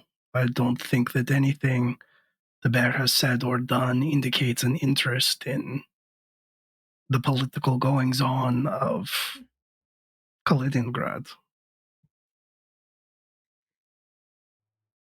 Well, and here I thought that you might be suggesting that Spring set this up themselves as a distraction. I mean, this card, and he holds up the card, seems to suggest they may have a hand in these disappearances. Or are being framed. Doesn't it seem a little too obvious? It's a difficult smell to replicate. Not But they impossible. didn't. Yuna said that there is decay and meat and rotting things underneath all I of the said flowery it is a spray. mask. And it may be. I suppose we shall find out. I keep coming back to the murder. Which This- one? The doctor, what brought us here in the first place. Why would this bear be so concerned with a story of Dr. Morozov's intoxication getting out just prior to his murder? Why would he care enough to silence the woman telling this story by murdering her? Men who have had too much to drink have loose lips. Perhaps it is not what he did, but what he said, what he revealed in his state. It's very possible. And I think, on that note, as you are having this conversation, you are in this alley and you hear another crash of garbage cans being knocked over, and you hear the yowl of a cat hiss, and you see this like bright orange cat just go out of the alley, followed closely by something significantly bigger. It is also feline, but comes up to your waist. And it's big and very fast. And there's a moment where you think, I'm not going to be able to react in time, and this thing is just going to... And then it's past you. Just like... And you hear... It's not that there's violence happening, but it is the sound of maybe cats playing in the street, and then you hear them just sort of run off into the distance.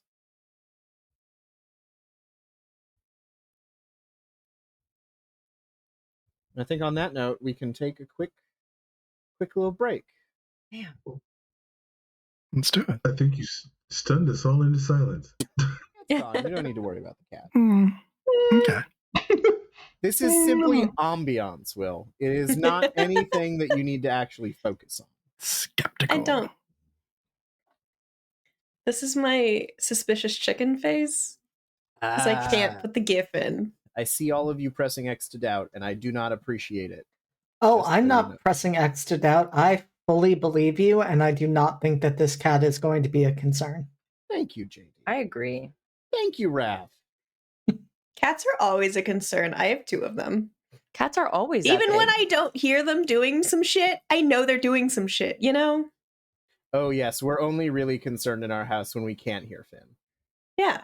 Then we're Yeah, like, Exactly. wait, then there's a wait, problem. hold Correct. on. What is that tiny body up to? Mhm. What is it doing that is wrong? Mischief.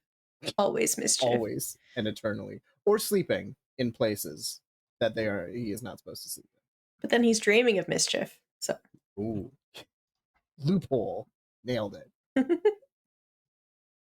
Okay, well, welcome back to Changeling Cold Iron. We're in a dark alley with some cats that just rolled by, and also these cool cats who are having a discussion. We have been briefed on Misha's encounter with the Bear of Kaliningrad.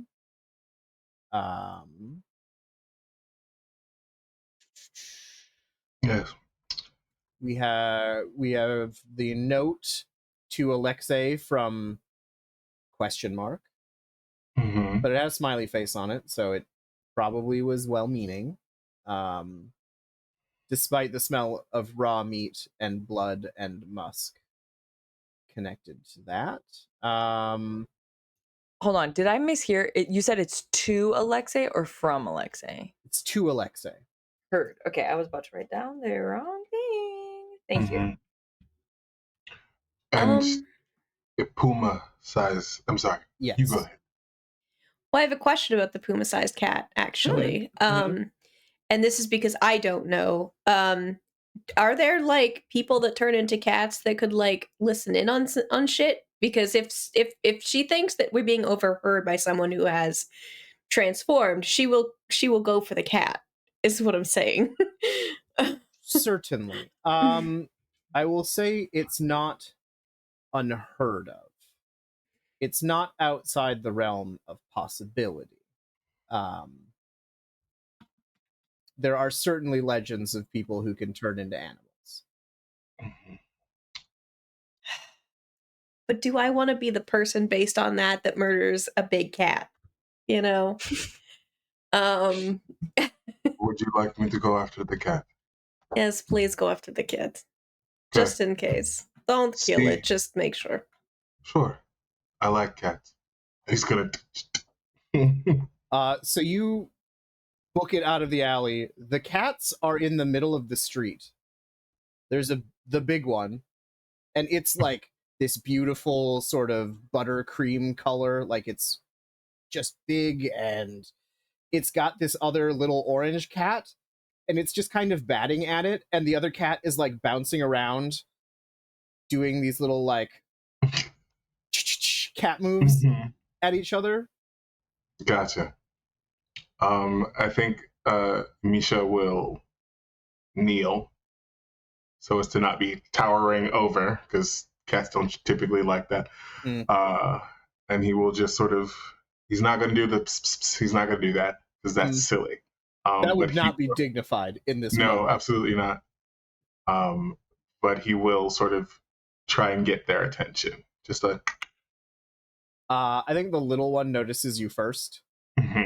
And it's like, and it sees you, and it gets in, it gets into a little like crouch, like it's gonna pounce, but it just stays there. And then the big one sees you, and you get a full profile view, and then the head comes in, and it is like, I said puma size, but it's really like a panther or some like, it is big cat, big green eyes, fangs, whiskers, and it sees you, and it approaches very cautiously.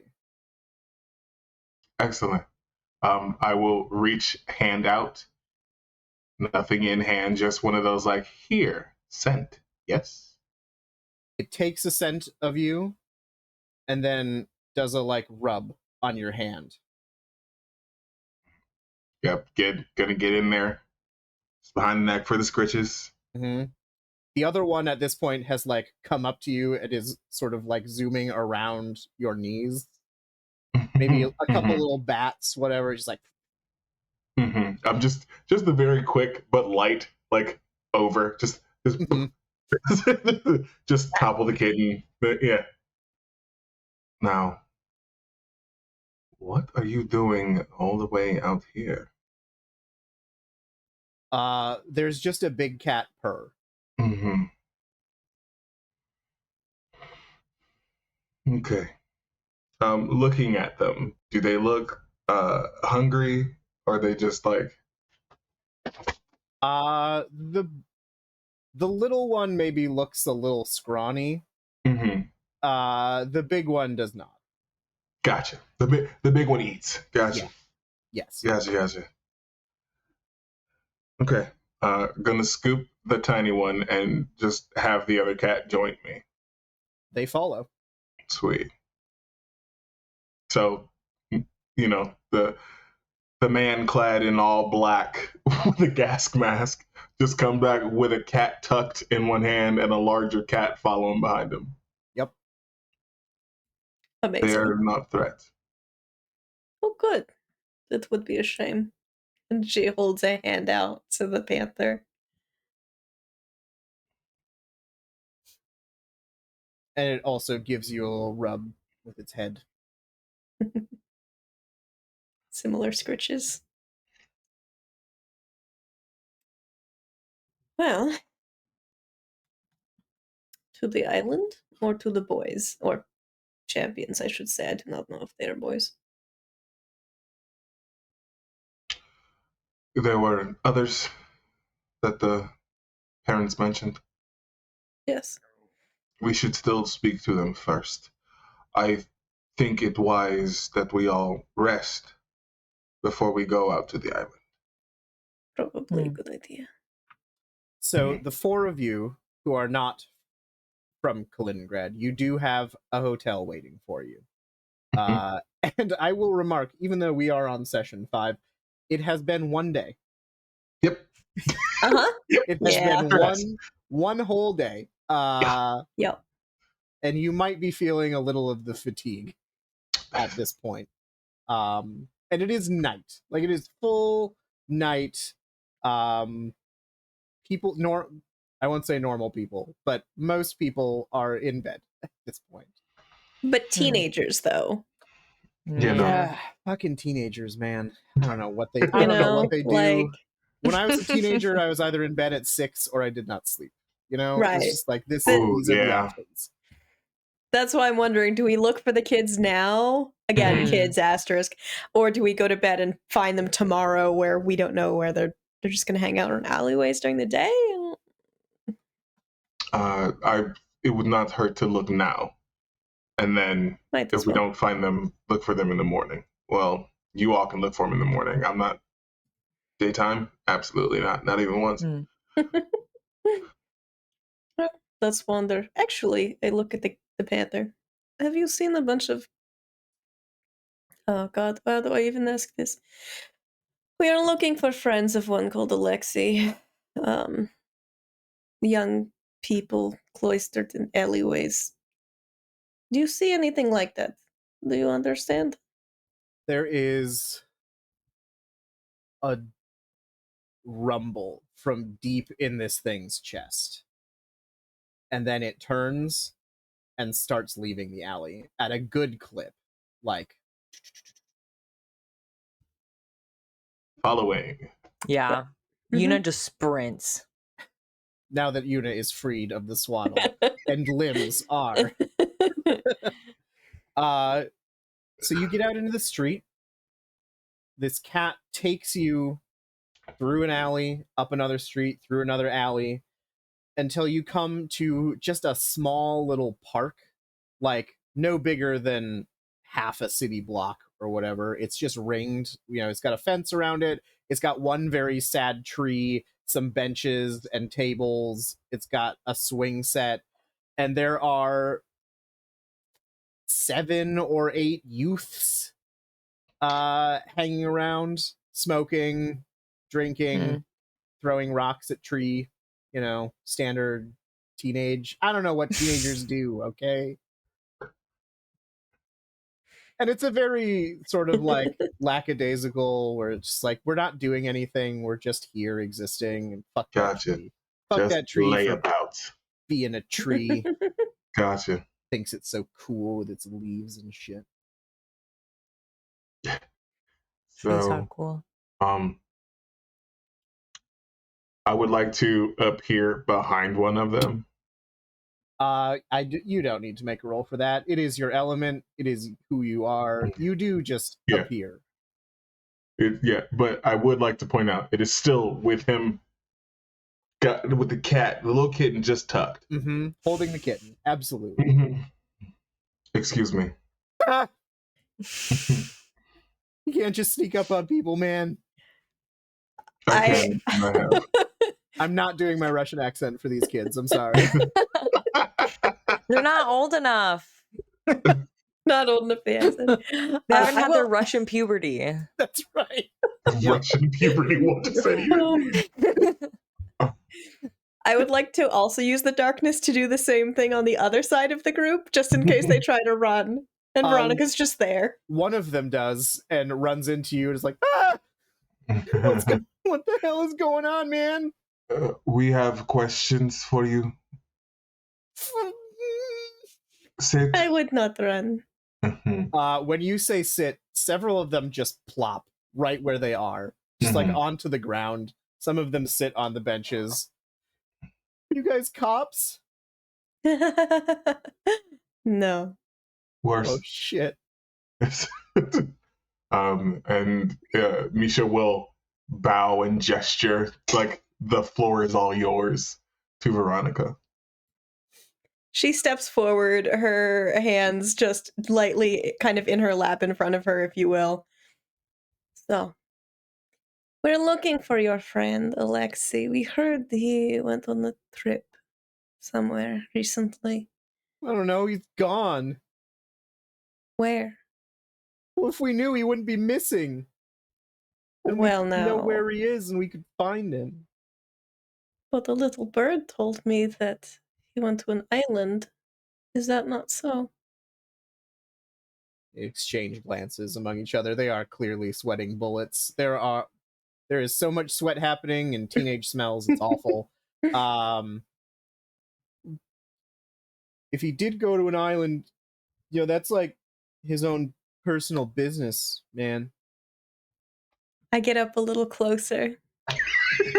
We both do. I don't appreciate when people don't answer my questions. I feel like some sort of role is warranted here, even though the children are probably terrified. How do we feel about a presence intimidation role? I feel Yeah. like she's gonna kill that. And just for me, I want to see. All right. Okay. Let me double verify because that's 7 dice, to be clear. Excellent. All right, let's see.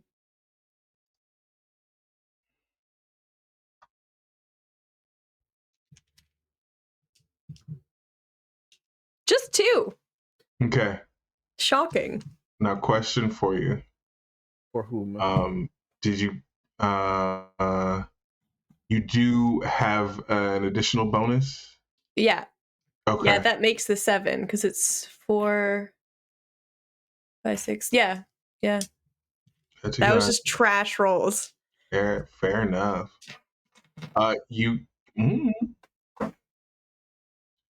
You do have 9 again. If you got any of those were 9s, and one of them was. Yeah.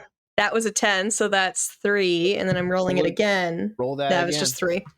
Okay, there you go. Or 3? Yeah.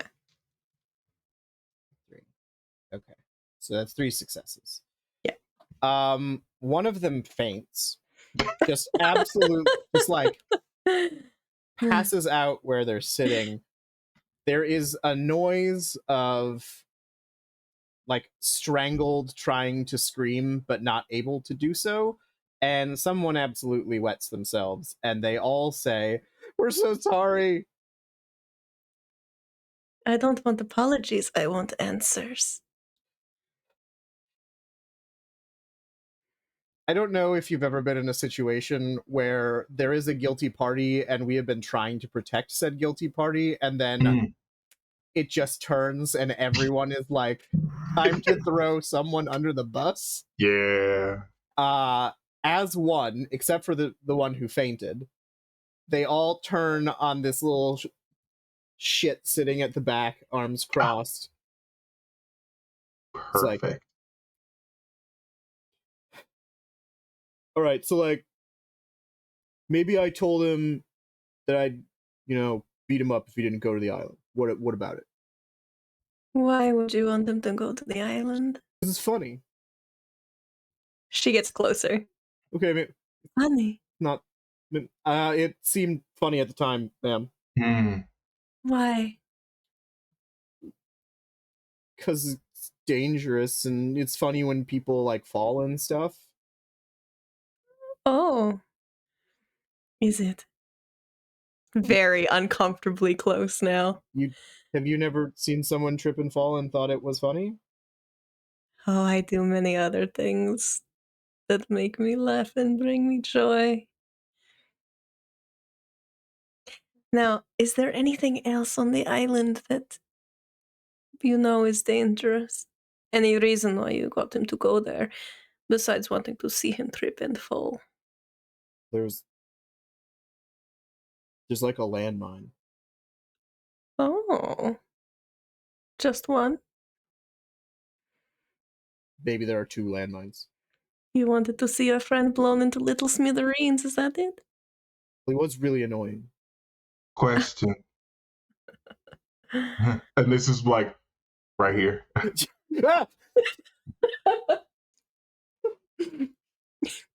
Did you have opportunity to see him? Were you going to actually watch? Well, I was gonna, but my dad made me pick up some stuff from the store when he went. So I couldn't, I didn't. Where would you have watched?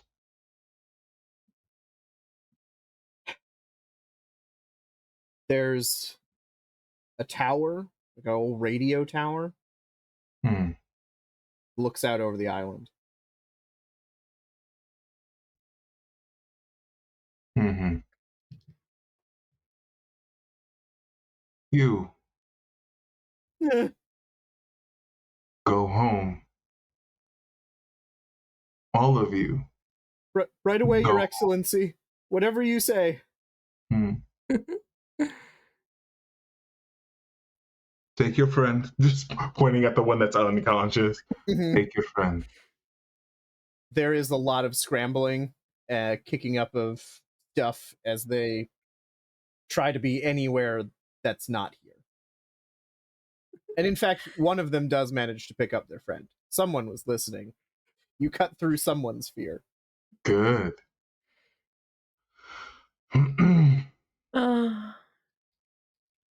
It has been a while since I played with so many birds at once. It's lovely.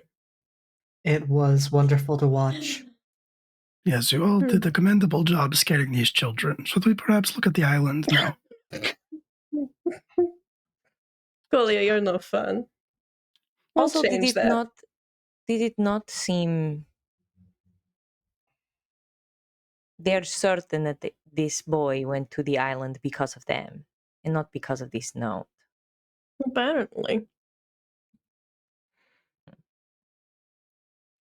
It could also be that he was considering going to the island, and the mean one, the cruel one, convinced him. Perhaps. Not much protectors, are they? No, certainly not. And for what it's worth, Kalia, they're not children.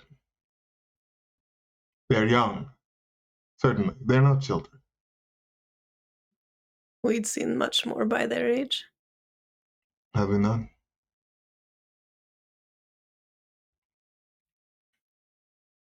Should we to the tower?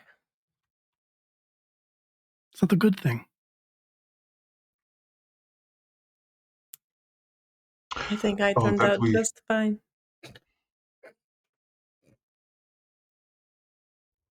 I honestly could not tell you. I don't remember much from my past. That said, again, I do not think tonight should be the night that we go to the island. No. I need my beauty sleep. Of course. I'll admit, Kolia, I am lost currently. I have gone back and forth around this place. Could you take us back to the hotel? Of course I can. Great. It would be my pleasure. But to your point, do any of you remember when we were their age? How long were you in the What a hedge? ridiculous question, Kolya. We all know the answer. Veronica will slip a hand into Kolya's, like the guiding thing. I don't think it's necessarily a specific memory, but clearly something happened, right? We're here, are we not? We are? And I'm certain many things happened.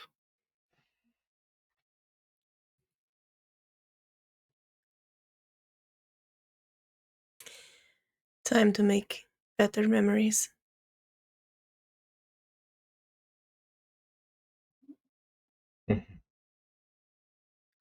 Follow me.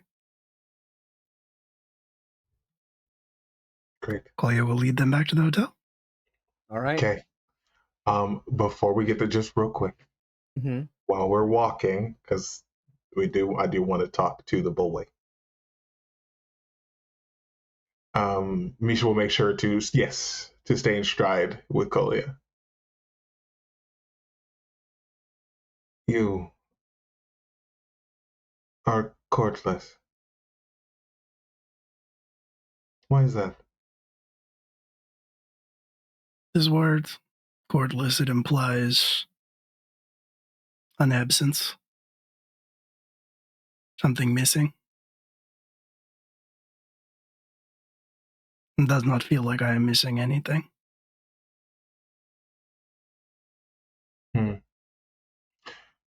When I say courtless, I do not mean that you are lacking. Merely that perhaps addition, surplus of a thing would not be so bad.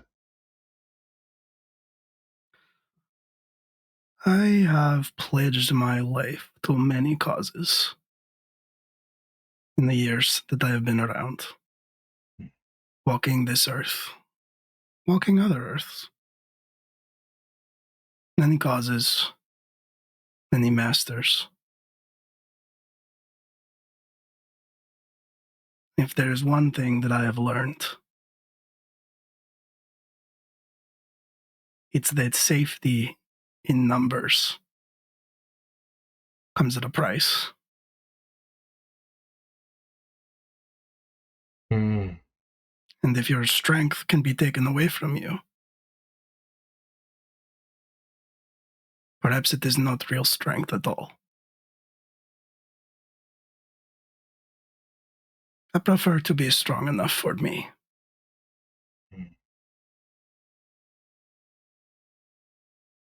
Fair. I will say, I have found that summer is a filter, a focus. I've seen rage from you, justifiable though it is. I've seen that particular kind of rage in myself. And I don't know, perhaps it is nostalgia. But I joined summer because it's one more piece of home. Well, one more piece of home that was.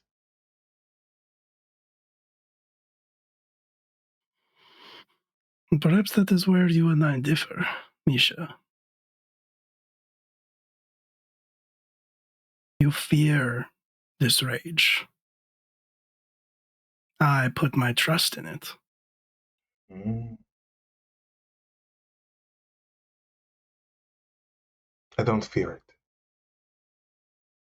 I respect it, in fact. I know that I can use it, and I know that if I'm not careful, it can consume me. It's a difference. I do not fear much.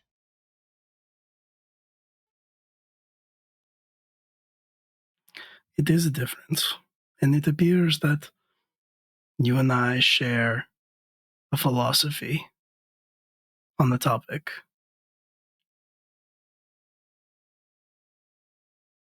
But what did you trade to get it?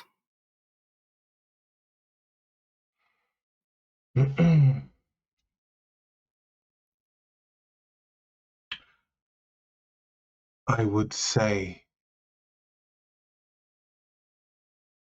nothing, because I have no memory of other things, of other ways of life. I remember in my form, in my body,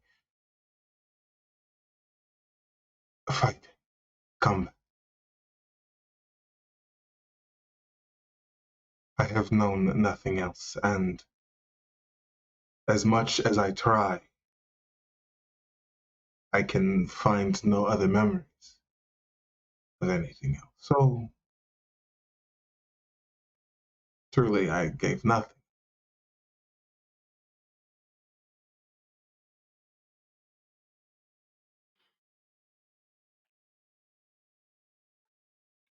Nothing, so long as what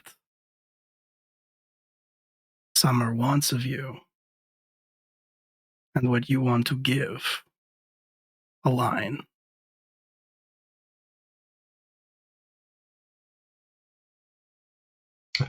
That can be applied to many situations. Huh? Yes? But most of those I can walk away from.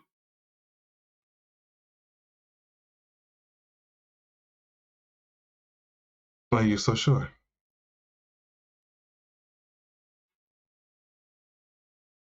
Well, if they try to stop me, I suppose that is when I put my trust in my rage. Hmm. That is a beautiful moment for us to arrive at the hotel Fantastic. on. I would like to point out Veronica did not let go of Kolya's arm unless he removed himself, so she was right there for that entire conversation. Sure.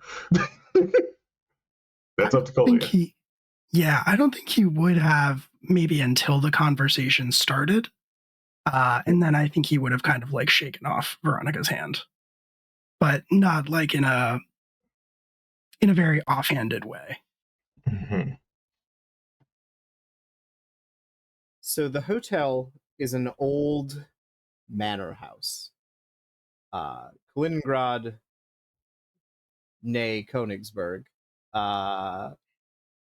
was a very wealthy, prestigious city when it was a Prussian and Polish city. There were plenty of nobles who lived here. They had built lovely, beautiful houses, many of which were repurposed following certain events. And the hotel, which is, as you may remember, immediately adjacent to the Wolf's Den, the scene of Irina's almost assassination. There's attendants. I'm forgetting is it bellboys? Bellhop. Bellhops. Bellhops. Yep. There are bellhops waiting even at this late hour. They, I believe we already deposited your things, such as they were. So if you have any questions, they're there. But otherwise, you have your keys. The rooms are yes. Did the panther fuck off, or did it come with us? I believe the panther fucked off. Okay. When you to like I believe there came a point when you heard some like rat rustlings in an alley, and it was just like, I'm Gotcha. out. All right. Well, Goodbye. then I would make sure that the little kitten goes as well because they were buddies. So They were, and this is probably going to be dinner for the little guy. Who does that like little kitten run that's more hop bounce than anything. Yeah. Yes. So yeah, you do not have Big or Little Cat as you arrive at the hotel. Unfortunate. I'll have to find them later. I'm sure we'll run into them again. Kaliningrad is not that big a city. It is a big city, but it's not that big that a giant jaguar, puma, whatever, big cat will go unnoticed. So the hotel, the rooms are nice. You are put up in like the most sumptuous suites. This is a hotel where the wealthy elite stay when they are here to vacation. The wait staff is just discreet. You can basically come and go as you please. Kolya, where are you headed once you've dropped your compatriots off at the hotel? It's a very good question. I think probably I would be heading to... I think Kolya would stick around unless it seems like we are splitting up. Like if there is still business that they want to discuss or something, he'll hang around. Feels like that's his responsibility. But otherwise, I think he's gonna grab a drink and try to put the word out that people need to watch out for this fucking bear guy. Okay. Heralds. Was there business we needed to attend to, or were you all sort of going into your rooms and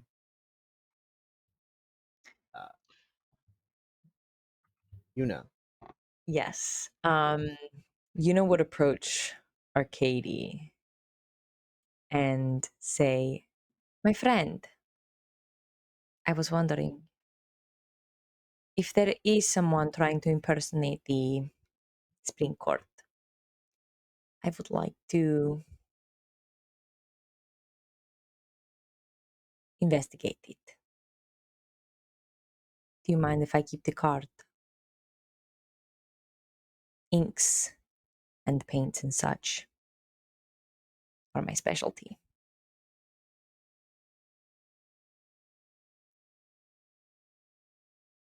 Then it would seem quite reasonable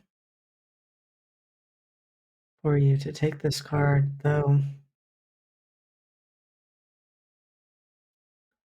You know, I'm not a suspicious person, but how would we know that you would not tamper with it in some way to protect your court? I could certainly understand if you would.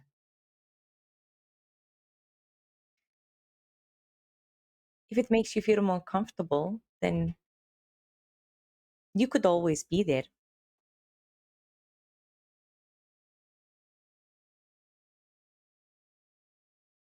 Well, that seems like a fair compromise.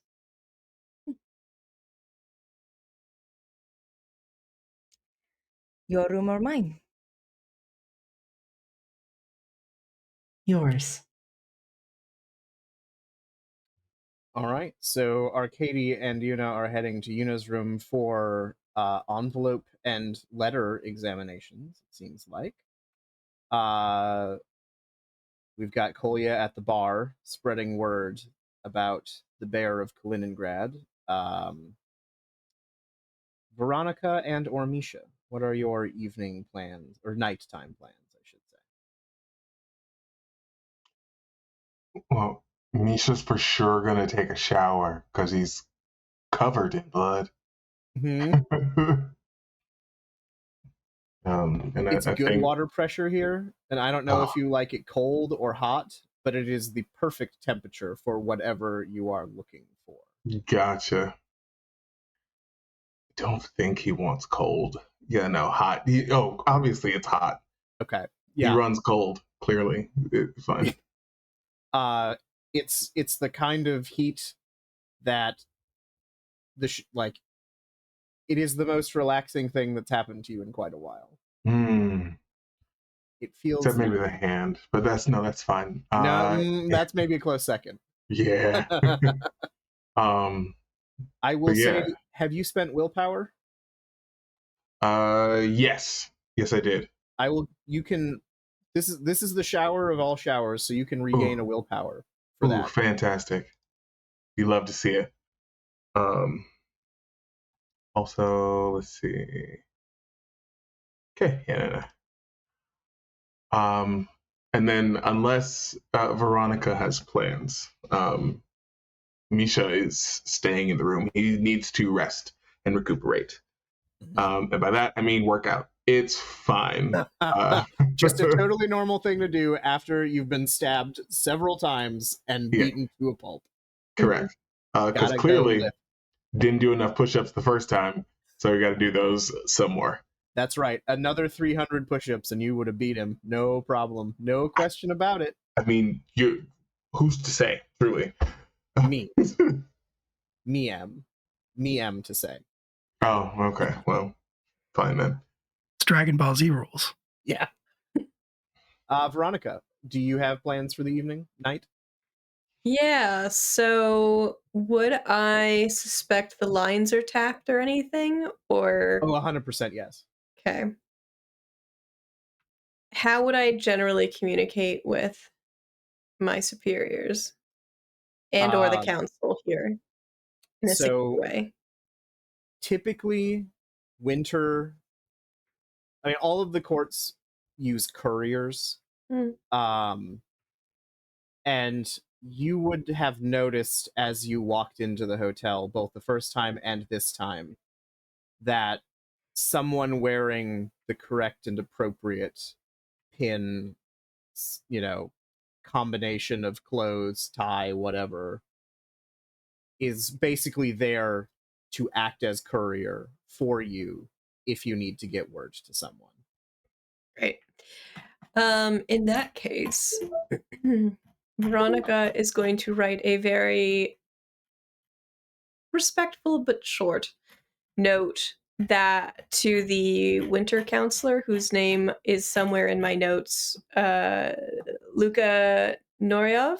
Is that right? That sounds right. Yep. And just very briefly, Spring almost died tonight. I hope that you are prepared to protect yourself should the bear come for you as well. And that's it. All right. That letter will be dispatched promptly because all of Winter's dispatches are prompt. And then sleep. Is that the plan? Mm-hmm. Farah reminded me of something. Thank you so much, actually. I'm going to send a missive to the garrison captain that I would like to speak with him. Because I have I'm trying to get some requisition. I don't know. I'm trying to get some gear. Yeah. All right. So you are going to dispatch something to the summer counselor. Is that correct? Mm-hmm. Okay. You also, there is a similar sort of situation where you have there's like a soldier around. Yeah. Do whatever you want. The part of the security. It's fine. Here, take that. I will await for a response tomorrow. Mm-hmm. So I think we will do for time. Kolya, you are in the bar. What does your warning to people look like, or how are you going about spreading the news?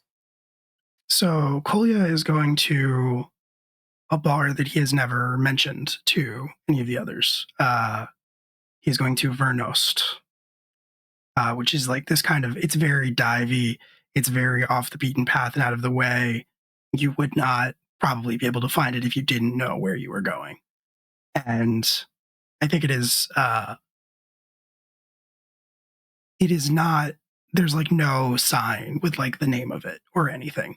There is just a wooden frame around the door, and at the top of it is carved a rough approximation of the same sort of like compass tattoos that Kolya has at his shoulder, on his shoulders. And for the audience, Vernost is Russian for fidelity. But he will enter the bar, and it is very dingy and fairly dark, but surprisingly warm.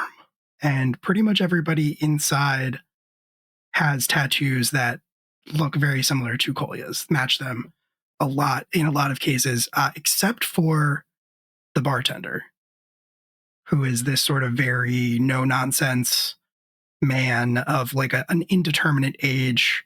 He has hair that is like somewhere between like blonde and gray. It's hard to tell. It's very blonde, or it's just graying. But he looks very put together.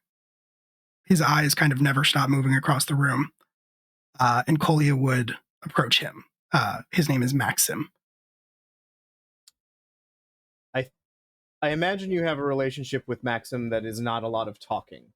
There's unspoken gestures that make up the majority of his conversation at the very least.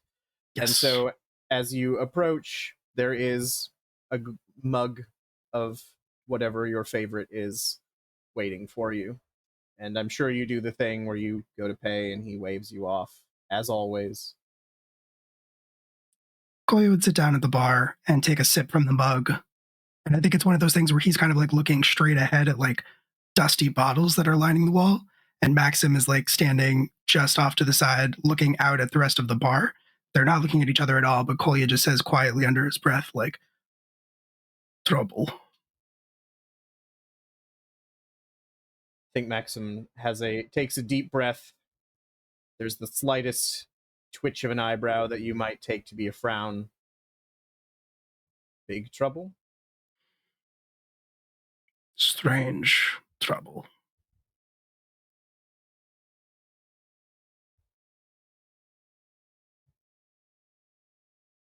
We Should will be tell them. careful. And I think there's a set to his shoulders and a way he starts wiping the bar down that you know means that he's going to have to talk to people, which he doesn't really like. But your message will be passed along to the necessary places. And it's as you're having that exchange that you hear the sirens in the street. First, a couple bouncing off of various buildings, hard to locate, but then more, louder, closer, moving fast. They move past Vernost, heading deeper into the city. At the hotel, Yuna and Arcadia, you get into Yuna's room, and you have the letter. What sort of information were you specifically trying to glean? It's a very like ornate letter, right? You said it had like gilt lettering and it's like a Yep. very crisp green card. Yep. I think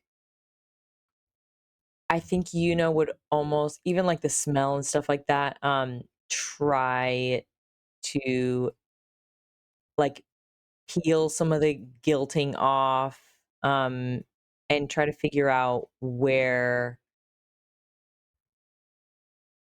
like, if any of this looks familiar or could be found at a specific shop, or like, I guess just kind of investigating what the materials are.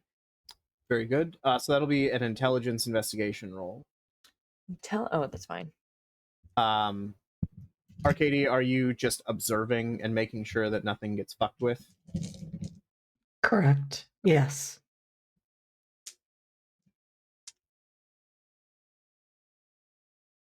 Where's my investigation? Okay.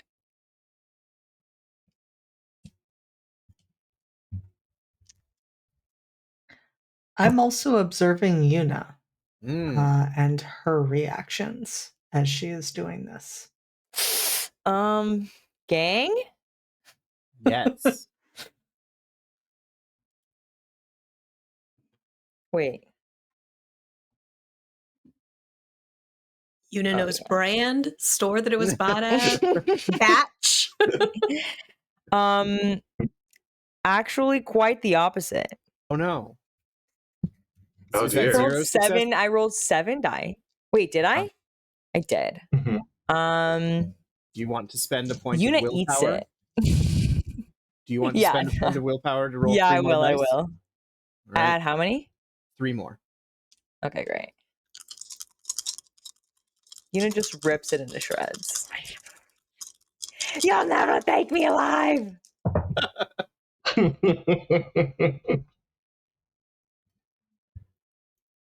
Oh, it looks like something's being re-rolled. Yeah, just one. Okay. One whole success? Yup, out of 10. Hey. All right. Statistically, that I only was rip it a unlikely. little but bit. Okay. So, Yuna, I imagine you're quite focused on this. Mhm. Maybe. So, what does Arcadia see as you are going about this investigation? So I think I'm assuming we have like a little table or something we can Certainly. whatever it is. Yuna pulls off her leather long rolled sheet, it almost looks like, and unsnaps it and just kind of waves it onto the table. And you can see it takes up most of the table. It's very large and it's just full of perfectly organized paintbrushes and little jars of paint and little jars of strange sort of other things. There is also right in the middle her sniper. Right. Just that little detail. It's just kind of there. What's a sniper And gun between friends? I mean, yeah, That is a exactly. great question. Exactly. Between besties. And I think so like each section is very organized. There's a big large pocket for like sketchbooks of all different sizes, and one of the sections is of like X-Acto knife style things. And I think she would kind of rub her fingers along all of the different ones she has, um, just trying to get an idea of which one is kind of calling to her, and then puts the card under the table under some sort of light, and with the little X-Acto knife, trying to lift very delicately, like the gilt lettering, knowing that there's going to be if you just get right like the good angle, you'll be able to lift the little flecks of gold that come from whatever ink or whatever paint or whatever sheets were used to create that sort of style. If it is embossed in any way, I think she would also take some charcoal and like scrub it onto one of her, probably the first page of her sketchbook. She opens it up, it's the first page. She does that and she rips it out. Fantastic. So I think what ends up happening is Oh, as boy. you're looking to lift the gilt, Yes. you're getting in close Mhm. and you're working with it. And it's at that point you breathe in a hair What? that's on the card. Sort of lifted it off. It was maybe stuck to the gilt. And it's a sort of buttercream colored cat hair. And it's at that point that you realize that the smell that you couldn't quite identify is the musk of a very large cat.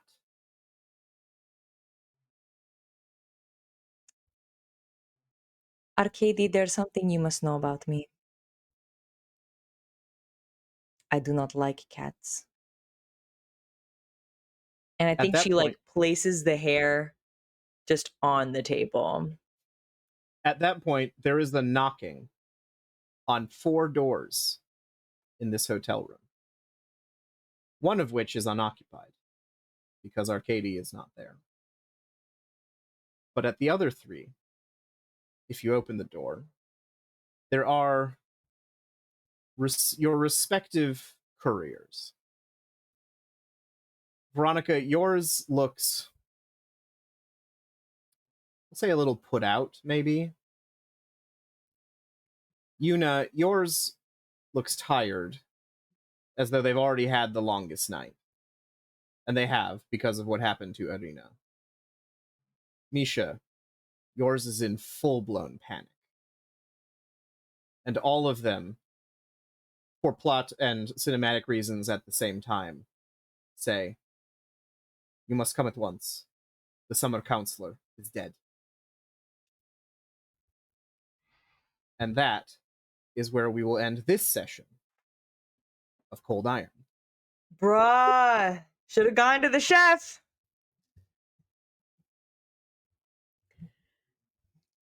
Shoulda gone to the chef.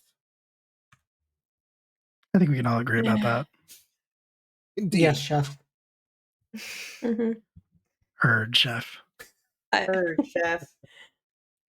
There's a part of me that wants Veronica to have responded at this person's face. I've never had someone look so disappointed seeing me in my nightgown before. This is very disappointing. I will allow it. It's canon. It happened. Scary. Terrifying. I'm going to kill this fucker so hard. I don't. Yeah. We've tried. We've tried twice now. Yeah. Done. Third time's the charm. Hey, Will. Hey, bud. What are you doing? What's up? Can't kick him out while he's down? That's rude. it's rude. Misha just had the best shower of his life. He is moisturized. He is in his lane. Correct. And then this happens. And you I'm know gonna what? say, I'm worked out, babe. Like we're exercised. We're feeling so fresh and so clean. Mm-hmm. But not anymore, I imagine. No. You all did it. You survived another session. I'm proud of you. We did Night it. one. We did it. Right. Not One even- Which isn't over. Not even. Not over We're not yet. even done. That's right. We're not even We done. haven't That is slept. correct. No No. sleeps. No sleeps have occurred. That is true. Maybe someday I will let you all have sleep, and then we can do dream fighting and all of that fun stuff. Oh, great. yeah. Love that for us. Mm-hmm. We're all gonna just pass out in one big pile. It's gonna be so cute. Yes, I'm sure that will be wonderful. Mm-hmm. It's gonna happen. It'll be fun. If Veronica won't kneel for a game, do you really think she'd be part of a snuggle puddle? I don't think so. I feel like Veronica passes needs... out standing up. Sorry. He doesn't fall for anyone. Nah, not a one. Back ramrod straight. Just so vertical. So absolutely just. Is she wearing a corset and a metal pole? Who knows? She sleeps in that. Interesting. Hmm. Her nightgown is actually just corsetry. It's just it's another kind of armor. Don't Yeah. worry about it. Yeah. Made of bones, so Absolutely. incredible. Well, shall we say goodnight and tell everyone who we are and then go Yeah. to sleep like our changelings can't? I'd love to. I just do want love to sleep. rest. It's fine. We're going in seasonal order or reverse seasonal order? We'll go in seasonal order. Mistake. Why? I'm feeling threatened by this. Hello, I've been Raf, and I've also been Yuna Odolova. Where else? I'm usually just here. Not this Thursday. Usually we have redacted, but this Thursday I'll be working. So next Tuesday is the return of class reunion once again. We're in the throes of it. It's real nice. Everything's super, super fine. Which is a D&D homebrew game run by the wonderful Will. And then back here, and then actually for Redacted, which is a psychological horror game run by the wonderful JD. And then also at some point, a season 2 Secrets to Shadows, where I play a lovely, no longer zombie, now normal guy, just a wee guy. Incorrect. And that's also run by the wonderful JD. Everyone loves him, by the way. JD. Well, yes, that's fact. But also Carmen. I mean, Carmen is everyone's best friend. True. I don't know why anyone would ever hate Carmen. Carmen's cool. I mean, I don't hate him, but I also don't. We're not friends. You know. Carmen's friends with everybody. Ooh. And that's fact. I would consider Carmen a friend. I would as well. That doesn't surprise me. Okay, he's not your friend. He's your protege. Fitz. It's what. Listen, you got a little man in your head that talks to you now, so like, what am I supposed to do? Speaking of the little man that lives in Q's head. Hey, there's lots of them in here. Don't even worry about it. Hi, I'm Q. Midnight Inc. on the internet. That's midnight_INQ. Q is my name. I'm sure you get it. I do things and also stuff. I do be on X/Twitter, but like only kind of, mostly to talk about magic or look at other people that talk about magic. I do have a podcast. I remembered. Clap. Thank you so much. It is called Code Switching Naturally. It is me, my sister, and then my other sister. And we just talk about random stuff, all through the lens of us being Black in America. Because as I've stated, it's rough out here in this raggedy bitch. So I was doing a guest spot on Class Reunion, and I will be doing so again. So that's been fun. Redacted when that comes back. And then I'm also at Table 1 for season 2 Secrets to Shadows. It's a whole lot going on. And there are other things happening that I will talk about when they're ready, when they're good and goddamn ready. That's it for me. Love you. Mwah. Listen, I'm going to try to keep it simple, and honestly, I kind of can for the next 2 weeks because things are pretty chill, because as was mentioned, no redacted this week, back in 2 weeks. I have something brewing on Friday, but that's a secret that I can't talk about yet. And then I'll be with Exquisite Corpse Presents on Saturday for Sister Cities, our non-magical D&D game.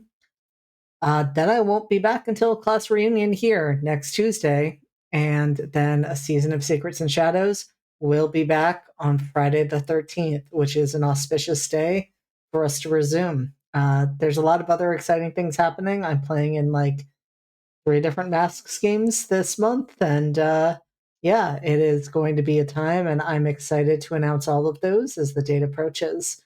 I will also just say, as a plug, In Extremis will be returning for a second season because everybody was so excited to see more bone and body magic, and that will be happening on Sunday the 29th. And I'm thrilled.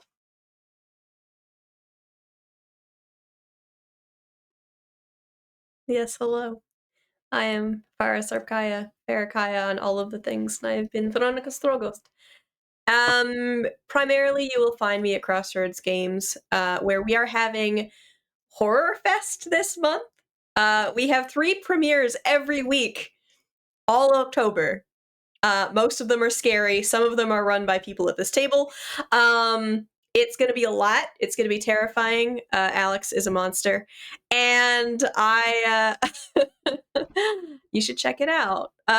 Tomorrow, not a thing I'm in, but which is very exciting. And then on Thursday, you will find me in Night's Black Agents, where I play another badass, but different badass, and shamelessly flirt. So check me out on all of the socials at Arcadia and Crossroads Games. Hello, I am still Will. One of the storytellers here live from the Apocalypse. I do a bunch of things that have already been mentioned. Class reunion on Tuesday, a very fun 5e homebrew about a group of high school students from Ohio who have been trapped in a fantasy world for 10 years.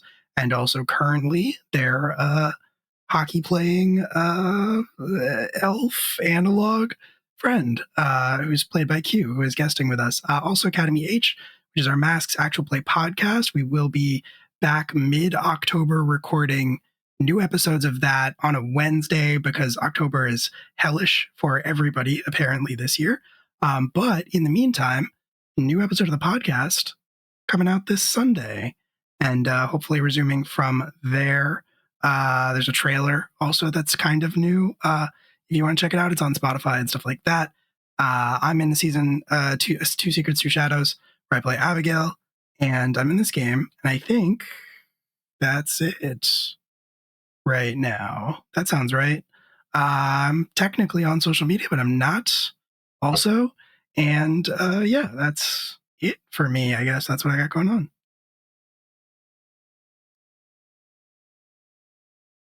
Hello, I'm Alex.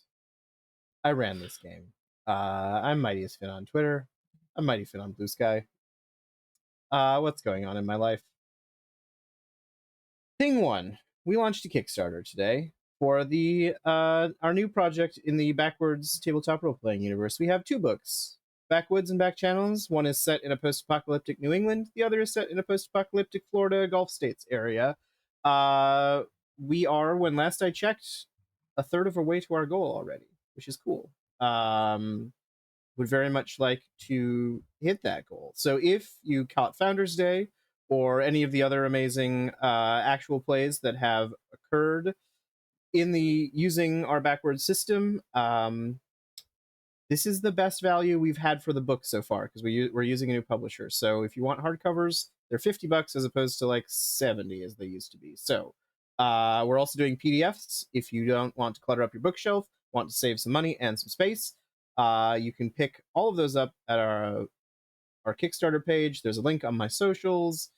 Check us out and support us if you can. If not, give us a little boost. It would be nice to see the thing through. We've got an awesome, diverse amount of artists and writers working on it, people with lived experience in the areas that we are showcasing, and then yeah, that's that. I'm excited about it. I'm also very nervous about it because Kickstarters always make me a little jelly on the inside of just being a quaking jello mold. We'll see what happens. I'm running this. I'm in the horror marathon for Crossroads Games. I'm running part of the horror marathon for Crossroads Games. I did some awful things. Affectionate, and it was a fun time. You should check that out. Also, I ran a space horror game using a system that I wrote for the game that will also be for the Crossroads Halloween special called Horizon Signals Sins of the Mother. That is a good time. It's an action horror / romantic comedy. Cast was amazing. We had a good fun time. Check that out. I'm in other stuff. Everyone's mentioned the things that I'm in already, I think. I'm Fitz in a season of Secrets and Shadows. I'll be back being a werewolf lad, hunting stuff with Carmen. Hunting what? I don't know. Find out. That's me. I'm not going to take up any more time. Thank you. That's going to do it for us here live from the Apocalypse tonight. Thank you so much for joining us. There are social links in the chat. Also, Blue Sky, where it's the same. I don't know if that Twitter link even works anymore. Might have to change that. Discord, there's a great community Discord. If you want to be a part of it, we'd love to have you. Feel free to use that link to join it. It's a great place full of great people. And on that note, we're going to disappear in just a second. We're going to hop over and raid Guild Superior and say hi. They're streaming a pirate game. So I guess that's going to do it for us tonight. Say goodnight, everybody. Good night, Good night, everybody. everybody. Good night.